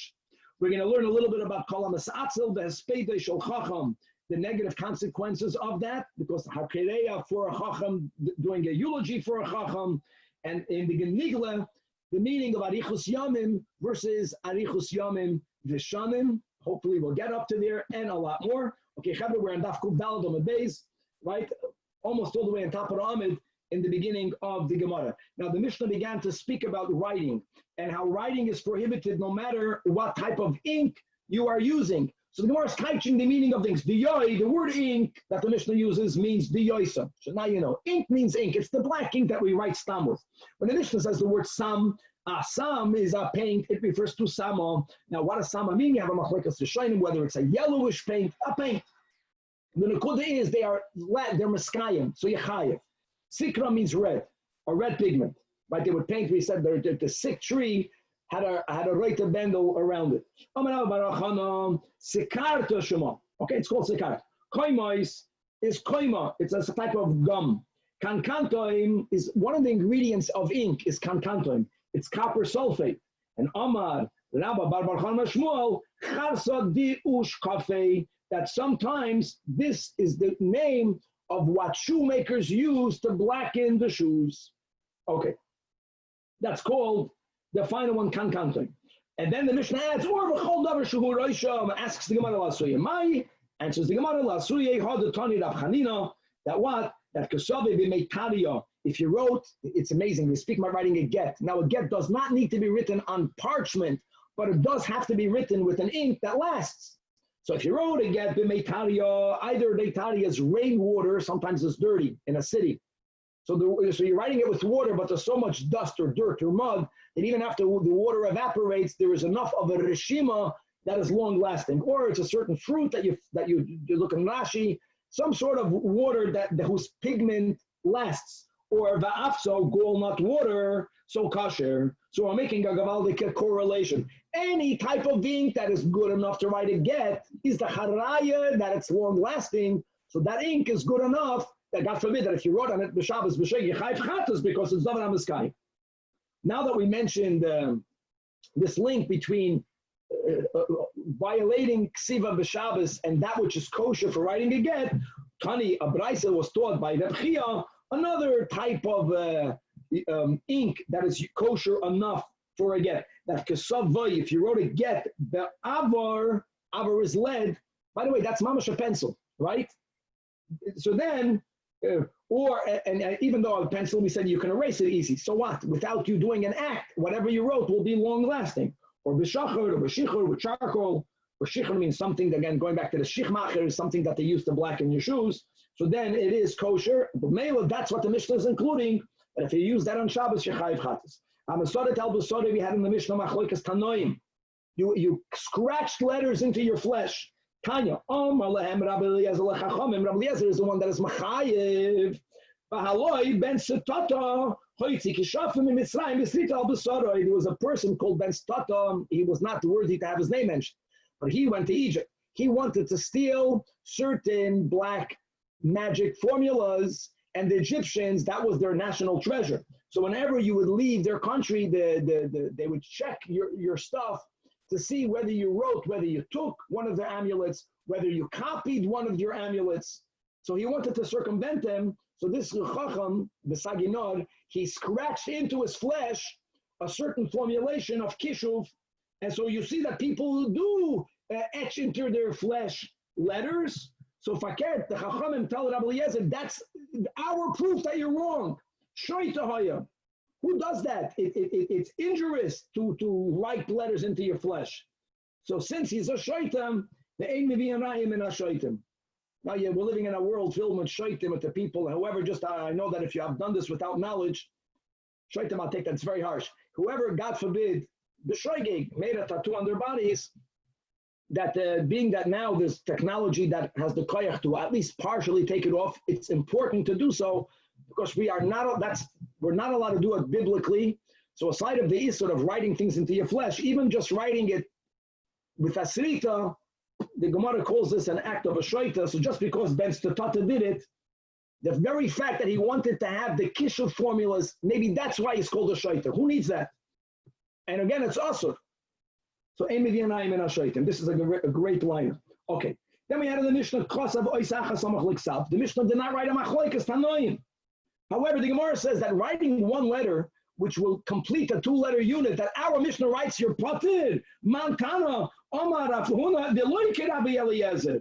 Because the Rabbi Eliezer, ha'omar, he's the one that said that achas al ha'arik chayiv. We're making, if you have a woven garment, and we'll learn, God willing, in the next Mishnah in the beginning, Perek, that however, whether you have to make three, whether two, but if you added one to an existing weaving, Rabbi Eliezer holds your chayiv. So accordingly, we are saying that Rabbi Eliezer will hold if you already had a letter and you added only one letter, but since you are completing a two-letter unit or more, then you will be chayiv. So our Mishnah is this statement is like Rabbi Eliezer.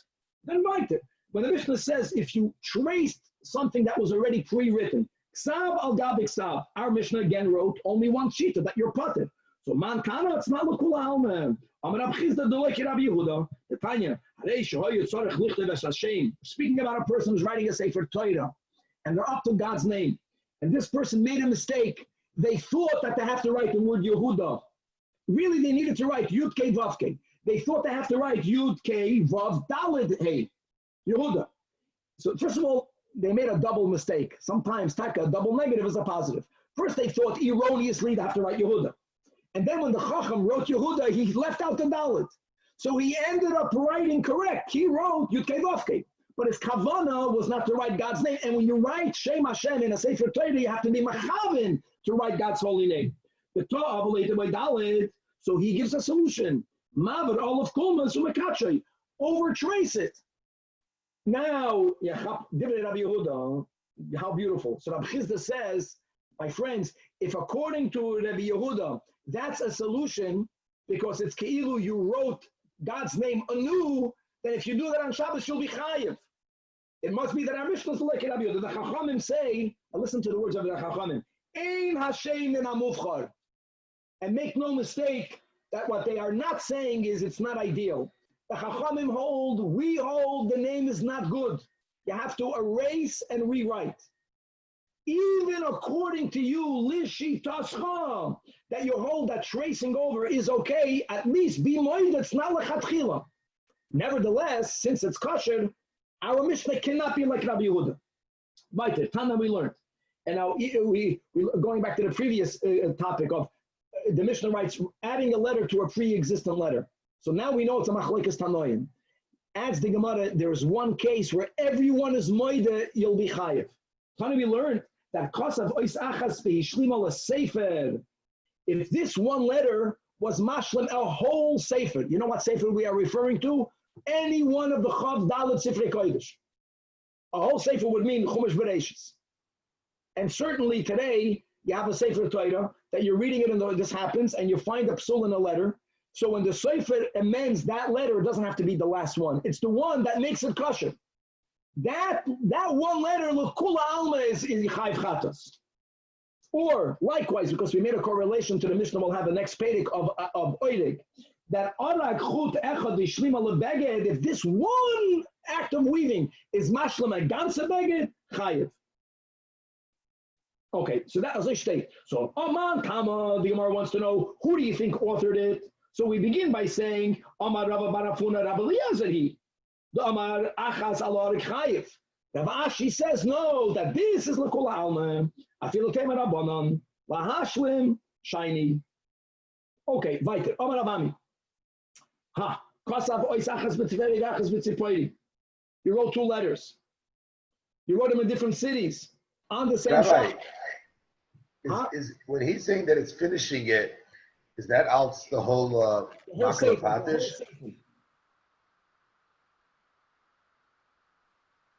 Not finishing a word, not finishing a parsha. Rav Ashi holds that if you finish the whole sefer, since it gives a new kedusha in the sefer, you're going to be chayv chatas. Good. I'm saying he's comparing it to finishing the garment, right? And he's saying dafka because he was finishing it. Correct. Because if you're only doing one act of weaving to a non-finished garment, that's a machlokes tanoim. Only Rabbi Eliezer says that you're chayiv. Everyone holds it. There's a minimum. Rabbi Eliezer says you have the minimum. This is added to the minimum. So there's adding a letter to stam a word, or to at least to one letter, and then there's being mashlim a sefer, which l'kula alma is considered a bona fide act. Okay, right. If you wrote one letter in Tevedi and one letter in Sifreda, now where do you write it? We have to make it clear. We already learned in the Mishnah in the last year. You have to write it on something that if you would bring them together, they can be read together. But that's what happened here. You wrote one letter at the edge of one tablet or today paper. You wrote a letter. If you have a paper in front of you, you wrote one letter at the right edge. You wrote another letter at the left edge. Even though you wrote it from two different cities, you're chayiv. Ksivihi. You need two letters. Save it. You have to bring it together. But bringing it together doesn't demand an action, as we'll see soon what I mean by an action. We learned in our Mishnah, or the al shnei dapi pinkos, not at the edges. And since the Mishnah writes ve'ein nehegin ze'em zeh, you are patir. So the Gemara says you can't compare one case to the other. Hassan, meaning in the Mishnah, if you want to bring them together, you got to break the walls down. If you want to bring these two ledgers together, you got to crack the ledger. The machlokes poskim, whether you have to bending the page. But okay, but over here in this statement of Rav Ami, there's no action that's needed. Bringing things together is not called an action. Okay, so bringing together is not a problem. But if even after you bring it together, they're not read together without you breaking the paper, breaking the walls, cutting the parchment, then you're going to be put. Says the Gemara, time to learn to Midrash. If you only corrected a letter, you're chayiv. Only corrected a letter. Hold on, frek the Gemara. Our Mishnah writes you're patir. One letter. Chayiv. So I'm an apsheishes. You had a ches, and very importantly, you had that ches written in a sefer Torah where really the ches was a mistake. Says Rashi, the first Rashi under the Gemara. You took off the chatoi teres, rendering the ches into two zayin, and you needed to have the two zayins. So you were magia. Your one act of magia created two letters. Taka your chayiv. Beautiful. Rav Amar, Kigoin, another example. Shenatoloi litagoi shel dalit, and you made this into a reish.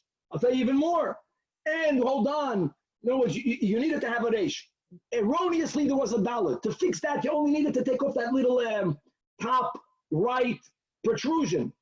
Let's go with Ravashi. And that letter was written in a sefer. That was the only letter that was written wrong. When you fixed the dalit into a reish, you were magia an entire sefer. That is where you're going to be chayiv.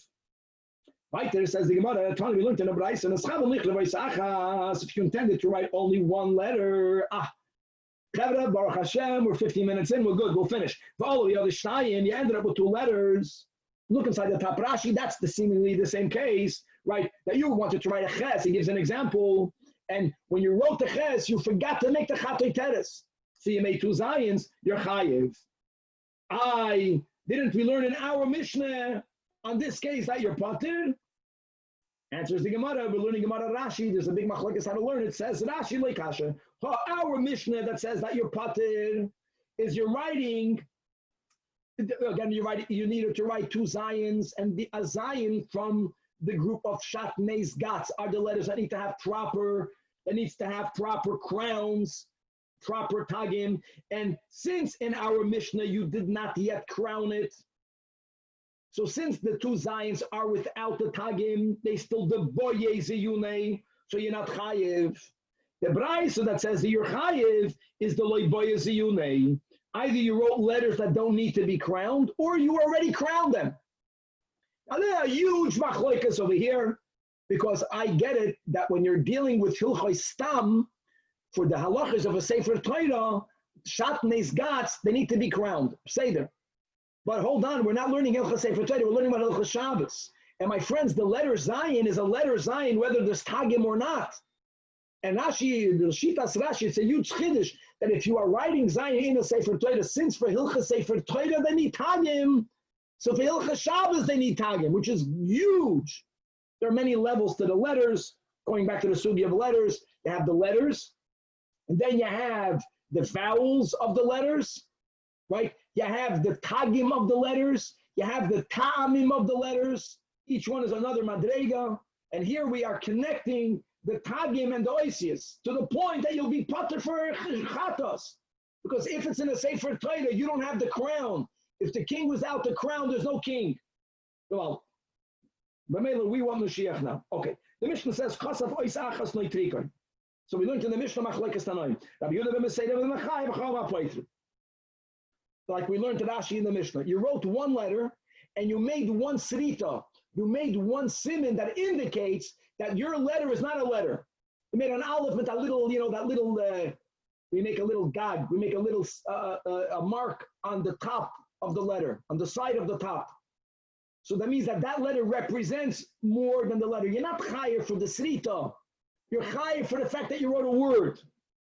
So now that we learned about acronyms, where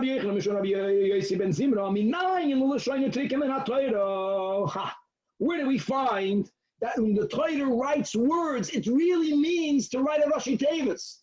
So let's give a few examples. When it says in Parshas Lech Lecha that God Almighty is telling Avraham, right, adding a hey, ki av hamoin goyim nesaticha. So my friends, the whole word Avraham is in itself an oitrikoin. That's not enough. The Gemara is not looking for that. The Gemara is going to say that when it says in the Chumash av hamoin, the letters aleph beis in is in itself an oitrikoin. The letters hey mem vav nun gavaldik is in itself an oitrikoin, which is what's av. Av is Av Beis Bachur. Av Nesaticha L'Umos. I made you a father to all the nations. Bachur Nesaticha L'Umos. I made you a chosen one amongst the nations.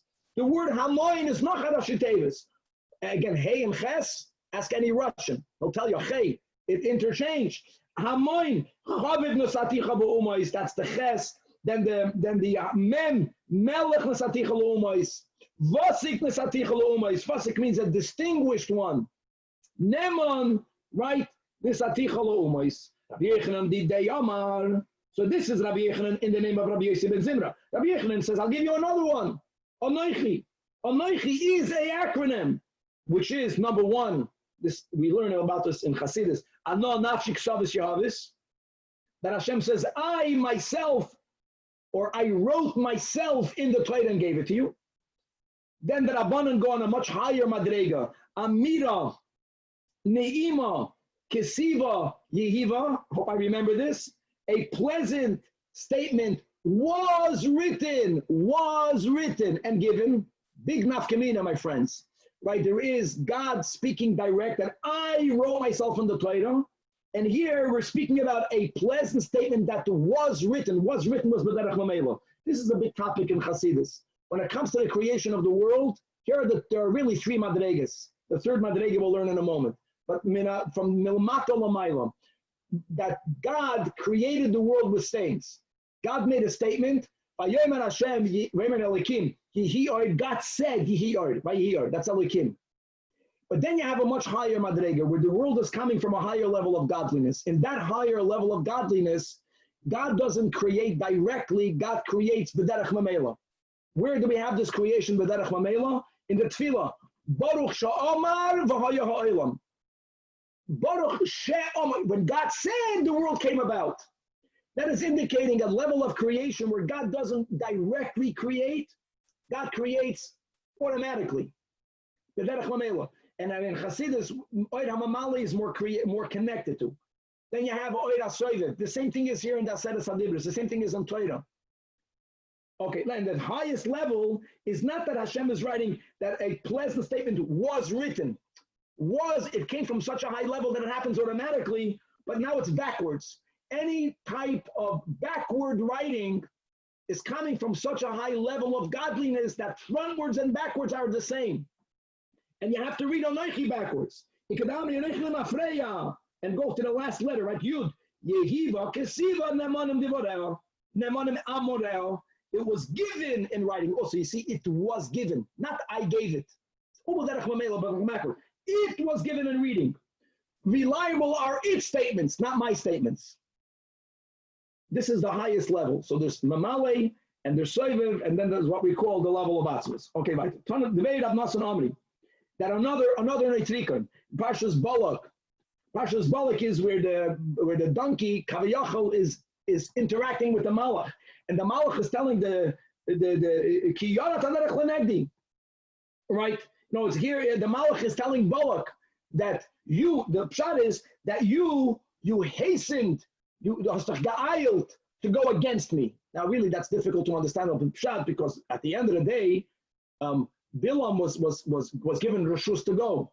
So the drush is that the malach is explaining to Bilam why did the donkey go off the way. Yorat is a Rashi Tevis that Yara means not seeing, not re'iyah. Yira, the donkey got afraid. You know why? Because Ra'asa, because it saw me, not like you. And therefore, Natsa, it turned aside. That when we have in the beginning of Parshas Vayikra, when we speak about the Koren Ha'omer that comes from barley, the Torah gives various other definitions of that barley, including the words Carmel. Carmel is a noitrika, and it's two words.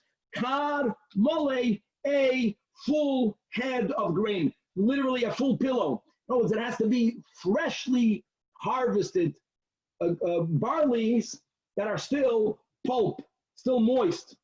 That when it says, we know this from Igeres Chafei, and it's Hashgacha Pratis that we're quoting a statement that we have in Tanya Igeres Chafei, and on Amud Beis that we'll get there, when we have in the Gemara the sugya of ripping or of anger or of expressing anger, how it's either connected to idol worship or very rare instances it's going to be permitted, like we have in the Chumash, that Vayik Soif Moshe, B'chulei. So here, what the Alter Rebbe is speaking about the fact that Dor HaMelech, who was told, go punish Shimi ben Gera, right? And V'hu kilalani kilala nimretzes. Eventually, David HaMelech himself says that he cursed me a klala. Now, nimretzes al pi pshat means a explicit curse. Really? The word nimretzes is a Rashi Tevis. David HaMelech was alluding to what was the curse. Now, what was the curse? It's a neitrika, and the nun is noyafu. That Shimi was cursing David. David is running away from Yerushalayim because Avshalom is trying to plan a revolt. Avshalom is planning and making a revolt. And ultimately, David HaMelech tells his people, why should I punish Shimi? When he didn't curse me, God cursed me. That's the whole raya that the Rebbe brings, is that even when a human being, even a Yid, when he makes a choice, and we have freedom of choice to do something for which he or she will be held liable, the recipient of that choice has to view Hashgacha Pratis in the choice of a person. Not like the people who terribly mistakenly thinks that everything is Hashgacha Pratis aside of human choice, because God gave me freedom of choice. No, it works together. I have freedom of choice, and if I choose bad, God forbid, I will be held accountable for my bad choice. But if my bad choice resulted in you getting a knock on your head, you have to view it that God knocked you on your head through my choice. That's the paradox. And this is a very important pillar in our emunah, that even though we fully believe in Bchira Chavshis, we fully believe in Hashgacha Pratis. But anyways, what was the curse? Moyafu, Moyavihu, because he was the descendant of Rus. Reitzeyachu, that was what Shimi was alluding to, the fact that he did allow Uriah Hiti to die in the front lines, or he sent him to the front lines.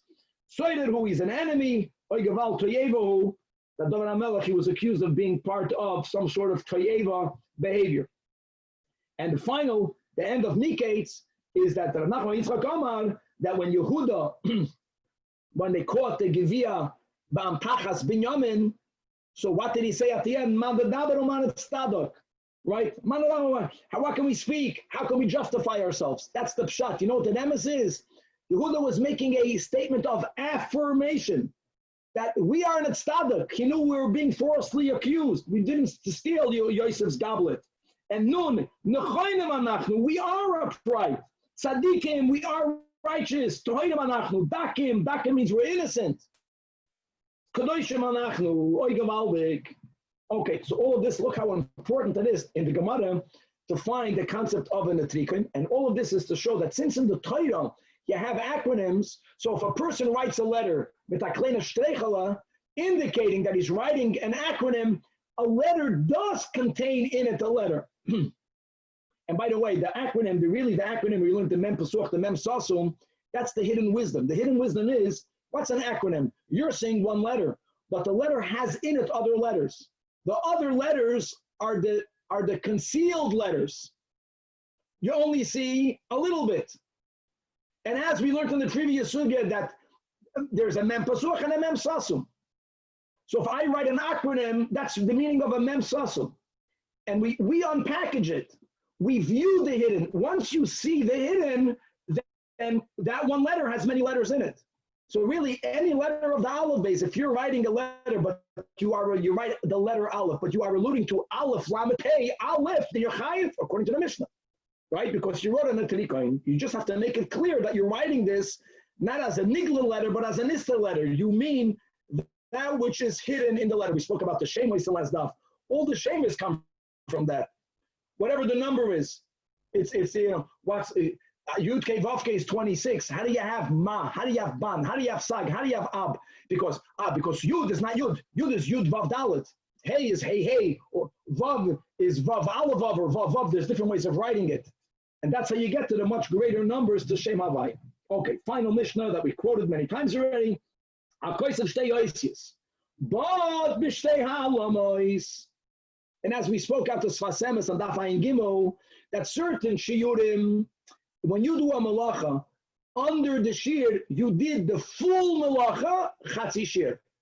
By other malachas, if you did not do the shiur, it's not pshat chatzi shiur, it's chatzi malacha.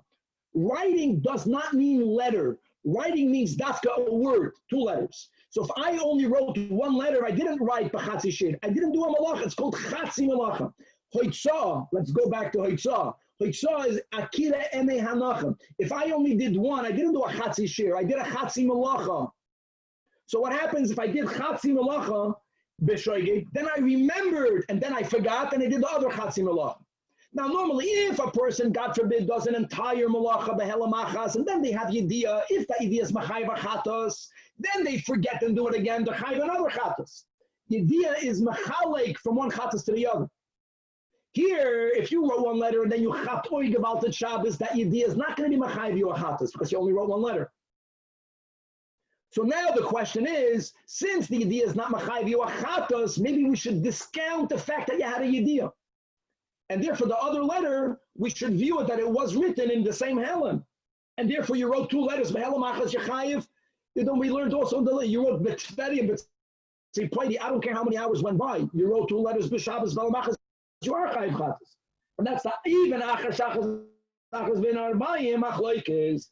Rabbi Gamliel says you're Chayev. The Chachamim say you're Patir. And the Gemara explains what Michael Mifligid, Rabbi Gamliel holds. Ein yediyah lachatzi shiur, any yediyah in Vayikra where it says that the noida elov, that you knew, that yediyah, the pasuk says right, and you have to bring a chatos. So only a yediyah that's midiyah l'dei chatos is called a yediyah. Since this yediyah is not bringing you to a chatos, it's discounted. There was no yediyah b'ntayim. It's behelamachas yechayev chatos. Rabbi hold there, you're taking up chayev chatos, but there was a noida. Yediyah is machalek. Yesh yediyah lachatzi shiur. We will come back to you. And now, God willing, Siyata the Shmaya, we're beginning. Pedek Ha'oidik, again, there has to be a reason, and there is a reason that we should understand better as to the Seder of Rabbeinu HaKadosh, where he's furthering the explanation of each one of the malachas. And now we're up to the malacha of Oidik, Rabbi Eliezer Oimer. Here, even though we learned about two acts of weaving, Rabbi Eliezer in the Mishnah never speaks about 2. 3 or 1. Rabbi Eliezer says, if you are beginning a garment, then if you're beginning a new garment on Shabbos, you have to do 3 weaves. If you did less than that, then you didn't do a doiraisa. However, if you already have a partially woven garment, so then even only one. Our Mishnah doesn't mention anything about 2. We say, now, just to speak about the 1, guys, get used to the words. You have the warp threads. The warp threads are the one that goes in the length. They are the ones that are stationary. They are the ones that go through the batinidin, the heddles, and then they have the heddle eyes. And after you have all of the ones that are length, the warp, the weft is the one that you're weaving. Just to make it clear, we're speaking here about the weft. Rabbi Eliezer says if you wove one weft, the weft is the one that goes up and down. Goes up and down, you're weaving. Now, how much do you have to weave? The Mishnah here doesn't write. I'm just giving you a heads up. There's a shiur called a sit. Samach yutes. Sit is when you open up your fingers, not the way the other peoples do it, not a shkaiten. This is a shiur that between the tip of the index and the tip of the middle, that's called kimoloi sit. And if you wove, there are exceptions, but normally this amount, according to Rabbi Eliezer, even only with one thread, if you are adding it to an already partially woven garment, you're chayiv. The Chachamim disagree in Gansen with Rabbi Eliezer. They disagree with the three, they disagree with the one. Always, bein batchila, bein basoif, shiur shnei chutim. Guys, lahoir, Shitas Ravashi that we just learned in the last daf, who says that lakula alma, if you are weaving the last weaving in the garment, you're chayiv. So according to Ravashi, the word basoif doesn't mean mamish basoif. It means whether you're beginning, whether you are in the middle, it's always two.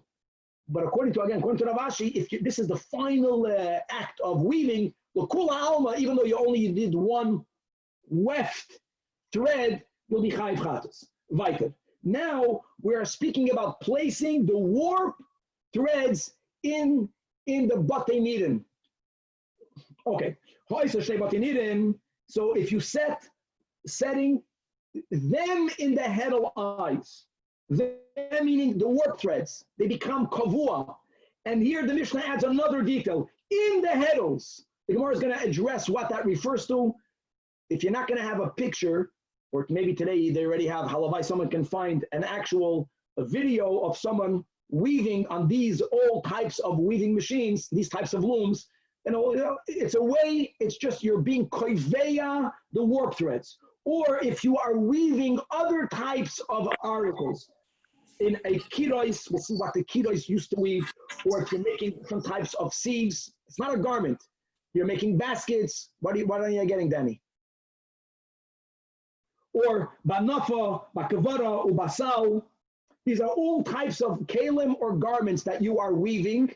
And you're speaking about not doing the act of weaving, but fixing the warp threads or the warp kanim in their looms. So if you fix two, that's the word. Once you affix two, you're going to be chayiv.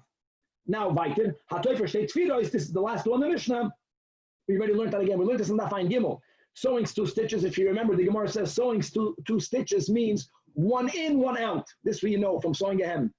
One in, one out, you can call 1 stitch. The Chazal call that's 2 stitches. It's 2 movements. Then you're going to be chayiv. Obviously, the Gemara spoke there. How are you chayiv? It's not miskayim. And the Gemara answered that you made a knot. We spoke at the machloikas rishonim. Are you chayiv also from the knot? Or no, the knots that you make when you make a hem, the knots is only l'shem the mitzvah of tefira. You're doing it because you have to keep the stitches in. Then you're not chayiv for knotting, right? You're chayiv only for tefira. And ba'hakedeya almanas litfer state tefira, even though an act of kiriya, tearing by itself, is an act of kilkul, but if you're tearing in order to replace the amount of halachic 2 stitches, you're chayiv just for kodeya. Okay. Rabbi, yes. Just a quick question. Quick. Where does this measurement come in? The 2-finger thing? Sit. Well, see, sit means when I'm taking the weft thread, the one that's going in and out, the one that I'm weaving in, whether it's 1 thread, Danny, 2 threads, 3 threads, but the Mishnah never spoke how much. Let's say I'm weaving 3, but how long? Not the whole width of the garment. No one says that. You don't have to weave that much. You have to weave kimoloisit. Okay, says the Gemara. When Rabbi Yitzchak comes to Babel, from Eretz Yisrael. So Tane, he learned the Baraisa that the Baraisa spoke about 2. Our Mishnah again had 1 and 3, right? You have to weave 2 threads. Oh, by the way, that Baraisa is speaking about a new garment, a beged chadash. So we learned in our Mishnah shalosh, right? And instead of saying, well, that Baraisa is not Rabbi Eliezer, it must be that Rabbi Yitzchak came from Eretz Yisrael with a Baraisa that Rabbi Eliezer said, that a new one is 2. So he says, like Hasha, it depends. If the threads are thick, it's one din. If the kitine means thin, now which one needs which? That in itself now is a machlokes. Amri la haigisa, but amri la haigisa, as the Gemara explains. Amri la haigisa, that when it's alime, when they're thick, then plus only sasri. Thick has a disadvantage. They can unweave themselves. They can unravel. So only when you do 3, they don't unravel. They're kavua, they're miskayim, then you're chayiv. When you do 2, then since they unravel, you'll be pater. However, if you are using thinner threads, ironically, the thinner, the more permanent they stay. So that's the braisa that Rabbi Eliezer says, today nami loy sasne, even though you're beginning a beged chadash, you're chayiv for 2. It's all about miskayim. That's one way of learning the answer. The Amri La, the opposite. Tulasa, it's about being noticeable, not about miskayim. When you're using more, since it's noticeable, you have to notice the chayiv. When you do 2, it's not noticeable. But the Bamet Varamamurim, that you only notice it when there's 3, when there's thinner. But when it's alime, then even when there's 2, they're noticeable, you chayiv for that, so you can learn it each way. Right, says the Gemara, if you weave 3, that's when you're beginning a garment. Or if you already have a even only partially woven garment and you're adding only 1 to it, you're chayiv. We already know, even though this Brisa doesn't quote a name, who's the Tanakama, who's the Stam, must be Rabbi Eliezer. I'm saying no. Now another detail. Basafa. Basafa is on the edge of the garment. By the edge of the garment, there's another type of warp thread that goes along the entire edge. It's like a hem, a different type of hem. So here says the Braisa, Shnei Chutim, that the minimum amount, according to the Chachamim, is always going to be 2 chutim that go across the width of 3 batinirim. Now, my friends, the Chiddush Dani here, the width means not the 2. The 2 we get. You always need to have 2. But I mentioned that normally, how much do you have to weave? Sit. Here we're saying that if you are weaving into the hem, you only have to cover the space of 3 batinirim, which is much less than a sit. Why? L'chayri, you have to weave more. Let's say a sit, I don't know, is 3 inches, 2 inches, I get 3, whatever it is. Here we're speaking about you're going from inches to millimeters. So the Bryce explains itself that if you're weaving a small belt, my friends, if the whole belt doesn't have kimaloi sit, then you can't say you only chayv kimaloi sit. No, you're doing the whole width. We view the hem, the sofa is viewed as a chelik b'fnei atzmai. So, and even if you're only weaving 3 batenidim, which is very little, it's already, many people make a hem just out of that amount. So if you did l'chachamim, the 2 threads over there, you're chayiv, right?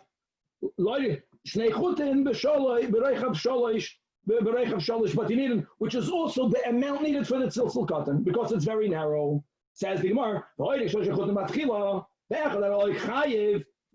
the author? Stoma is Rabbi Eliezer. I'm quoting another Brisa. Right? If you have, for some reason, we're speaking about a large piece of woven garment.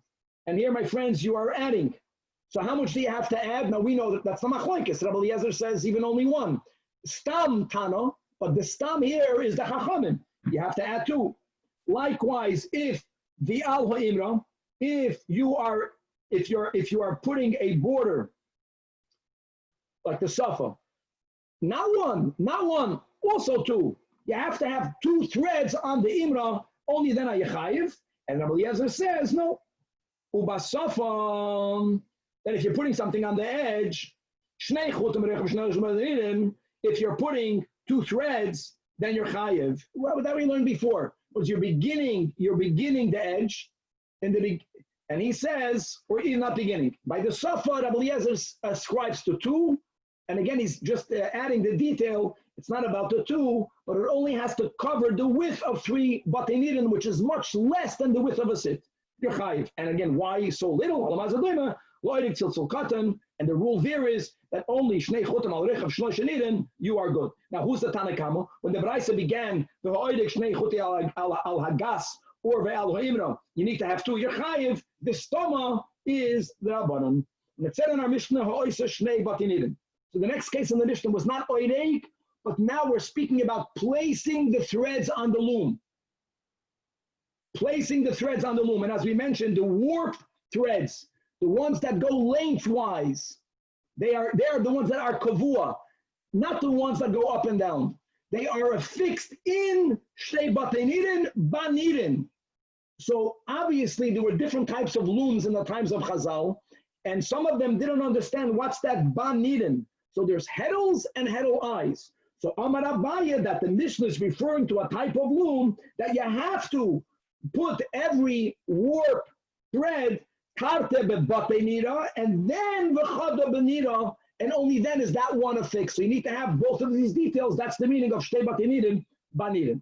Weiter in the Gemara, when it says in the Mishnah, bakeros, what is bakeros? So Amarav, bakeros is, we're speaking here not about a basket, but bakeros is speaking about people who weave curtains, and there was a different type of loom weaving machine for curtains, and that weaving machine is called in the times of the Gemara, Tzu Visa. Rabbeinu HaKadosh calls it bakeros. It's more or less the same concept that the Mishnah is telling you, that when you're weaving curtains and you are fixing the warp threads, it has to be fixed right to indicators. Okay. So stitches. Now the problem is, if you look at the Mishnah Daf Ayin Gimel and you learn about Oireg, the Mishnah here is a lot more elaborate. There's a machlokes Rabbi Eliezer and the Chachamim, many batchila, ba'emsa, ba'soif. If you look at the Mishnah Daf Ayin Gimel about the Av of Tefilla, there is not one thing that's added here than there. Why repeat it? You're not adding anything. What says you're right. However, what are we adding? The last thing in the Mishnah. That's a novelty. It's not true. Look in the Daf Ayin Gimel. Asks the Gemara about again, none of this is extra. Mar says you're right. But we're building up to the first Mishnah Daf Kufei Amud Beis that we didn't yet learn. But here the Mishnah is adding a prat. El Mishum, since it's going to say in the Sefer. Sefer here means on Amud Beis. We'll learn the dinim for that. So we want to go into Hakredeya. So we have to first speak about, it makes sense, you have to speak about Tefilla, because B'chlal, that Kredeya is an Av, is only because you're Kredeya Almanas Litvar. So you have to Chazer, Tefilla, Kredeya, in order to now to go into the other detail of what happens if you tear out of anger, you're venting your anger, Keminak Hagoyim, and you tear, you break things. That's also as Avodah Zarah. That's how careful we have to be. Mishumache, Ketani Atoy for Shtei Tefillos. Okay, when the Mishnah says, Hakredeya Almanas Litvar Shtei Tefillos, asks the Gemara, we're finally turning to Amit. Meaning, where do we find this in the Mishkan? Answers the Gemara that it was the Avdi Beikista, if they were weaving the, let's say, the big day kahuna, or they were weaving the curtains, and that Yadashtikal Yeshiva Bacher, and he made the garment lumpy like. In other words, like Rashi says, that when you prepare a garment, if it's not sewn evenly, what happens? What happens when you sew and I sew a hem? Look at the bottom of my pants. You have these waves, it's lumpy. And in order for you to fix it, you have to tear what you did to restitch it evenly. And that happened sometimes in the weaving process, in the sewing process. You sew things too tight, you bunch up the garment, and you needed to rip it. So it shouldn't look like it has a pocket. It shouldn't look like, right, it has a mountain, whatever you want to call that, that clumsiness, that clumpiness. Okay, and now all of that is to lead into the Mishnah. Says the Mishnah, you tear in your anger, or if a person tears. Now there's a mitzvah to rent one garments. We'll get to that more in the Gemara. And any act that is destructive, it's not malachas machshavas, only malachas machshavas asra Torah, including in that exclusion is act of kilkul, you are exempt. Now the question will be, if you're kareya for a meisoi, and there's a mitzvah to rent the garments, how is exactly that a kilkul? We'll get to that in a moment. However, so then a shiur came a saken. L'mashal, what we just learned, that if you're kareya a tefira, right? So that's exactly the shiur. That if you are kareya enough to sew 2 stitches, that's the shiur that you're chayav for kareya, because it is almanas l'saken. Weiter. Shiur hamalabin, or v'hamenapetz, if you're whitening, what will be common to threads, or if you are disentangling, what will be common to threads, or if you are tseveya, or if you are toive, you're spinning, right? Kimaloi roichav sit kofu. Then not like by weaving, kimaloi sit. Here we have in the Mishnah. If you are doing something that you want to turn into threads, you have to do enough of it that this will ultimately become a double sit.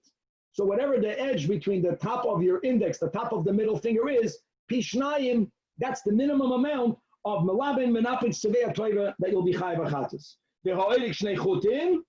Here we have in the Mishnah. So again, even though we had in the prior Mishnah how many threads, but the Mishnah never addressed how much weaving. You're going up and down. How much weaving? Here, shiurai, kimaloi, hasit. Okay, says the Gemara V'Reiminu. That it says in the Mishnah, Hakarei B'Chamosoi, it says in the Mishnah, Hakarei Al-Mesoi, it says in the Mishnah, your potter, we joined it together with Kilkol, Hakarei B'Chamosoi in Abraisa, or B'Evloi, right? In a state of mourning, V'Al-Mesoi, state Chayiv, wow. And not only Chayiv Chatos, but another detail. You would think that if someone did Kriya on Shabbos, God forbid, their Kriya was not valid. They were Machal Shabbos. So maybe Motzei Shabbos, they have to do another Kriya. So the Mishnah says, even though you're Chayiv, but if Alpha Bishul Machal Shabbos, Yotzi Yedei Kriya. Now we have a stira, really two things. Chamosai, Chamosai, Mesoi, Mesoi. The Gemara is going to address the second one first. So like Kasha, in the Braisa, the Meisdi Day, you're Chayiv to rent your garments. That's for, God forbid, the losing father, mother, brother, sister, spouse, son or daughter. However, our Mishnah is b'meis da'alma. B'meis da'alma, you're not chayiv to do kriya. So since you're not chayiv to do kriya, it's an act of kilkul. Ooh, hold on. The Mishnah says the words meisoi, not mace. You're mace. Well, mace ektani. Or says no, that doesn't bother me. Lo'ilam b'meis day. However, ubahanach l'abnei abelos ninu, not one of the seven that we mentioned. Why is it called Mesoi? Rashi says, because there are certain people that it's on you to bury them. So if I'm a choiv to bury, it can be a cousin, whatever the reason is. It can be a communal member. So we can call that person Mesoi because that person is being misasik in the burial, but they're not choiv to do kriya. And Gemara is still very unhappy because really renting garments have to be done a lot more than people think. First of all, says the Gemara, hold on, who passed away? Even if it's not one of the seven relatives. If he's a chacham, a chasidish yid, then chayuv v'chayiv. The Tanya chacham shemeis hakoil keroivav. Everyone is the relative of the chacham. In fact, the Gemara hakoil keroivav sakadaitoch. Elamah, the meaning is elema hakoil kikroivav. Okay, and what does that mean? That when a chacham passes away, not only does everyone have to rent their garments, but hakoil choiltzin olav. We'll learn about this more and more in Katan. Chalitza means that it was common that people would rent their garments all the way they would expose their shoulders. They would go with an exposed shoulder. And not only that, but the obligation of the mourners today, that when after the burial, the first meal is called a su'udas havra, from the words brius, that other people buy to them food. The minhagenu, round an egg or bub, something that's round, that everyone after the burial of the chacham have to eat a su'udas havra. So everyone has to rent. So and the point is that if I'm a choiv to rip kriya, I'll be chayv chatas on Shabbos because it's not an act of kilkel. I'm fulfilling an obligation. Well, it must be that our Mishnah, it's taka meisoi, but the lav chacham. We're not done yet. The Gemara, even if he's not a chacham, however you define halachically a chacham, if that yid is an adam kashir, then invited everyone has to rent their garments. Chayv mechayv the tanya mepneima meisim b'mavu b'noisav shaladim kshem ketanim. Even though, we have in the Torah written various times, Parshas Kisei say that ish becheto yumasu, that we are not going to be punished for the sins of our parents if we don't follow that mistake. That's only when we are adults. But we have a concept that the minor children of a person are punished for the sins of their parents. And what is the sin? In order for people in the future to mourn for an Adam Kasher. It almost seems like the sin did not even happen yet, but we want for them to mourn in the future to make that happen as a reminder they lose their children. What does God take security? My story, my Zayda used to hit my father. My father told my Zayda, he says, for what which you will do, credit. But that's my Zayda. But when they're not but God doesn't punish us for something that we will do. There's really also an exception, then Soyer Romaida, but anyway, so the word clarifies, no, Ella, read the Braisa and place Shalei Bacha Visamal Adam Kasher. So you see that the importance here, it's Bacha v'hisabel. Bachel v'hisabel, it includes Kriya, Kumtachais. And the Braisa, now we're quoting the Braisa. Shekol Avechal Adam Kashin, Moichlum Le'al Kol Avenoisav, Mishvol Kavod Shasa. So let's go, even if you're not, let's say, Mechuyev to do Kriya for Adam Kashin, but if you did Kriya, that will be Pshat in the Gemara, you can't say that it's an act of Kilkul. And therefore you should be Chayev Chatos. Why are you exempt? What's the definition of Adam kosher? Definition of a Chacham, when you tell me this, I'll tell you that. And even on a lavadam kosher, even on a lavadam kosher, you're mechuyev to do kriya. The Tanya, Rabbi Shimon ben Elazar Ayman, that Ayman al Meishim b'shas yes l'shma say chayev l'kroya. And listen to the words, guys. A person ayid that's lav kosher. Indeed, says the Gemara, that way you are not there. He's not only not a chacham, he's not a adam kosher. There, if you rent in your garments, it's kilkel. The Gemara said, okay, good. Tanach meisoi, but there was also a stira, anger, chamasei. Answers the Gemara, chamasei lekasha. Ha, Rabbi Yehuda. We'll see the Braisa, and our Mishnah is Rabbi Shimon, as we'll learn. Oh, guys, malacha shen tzricha legufa. That ha Rabbi Yehuda, the Amar malacha shen tzricha legufa chayiv aleha. Here we're speaking about a person that has anger. They want to remove their anger. And they do it by ripping their garments or any type of, they're breaking something.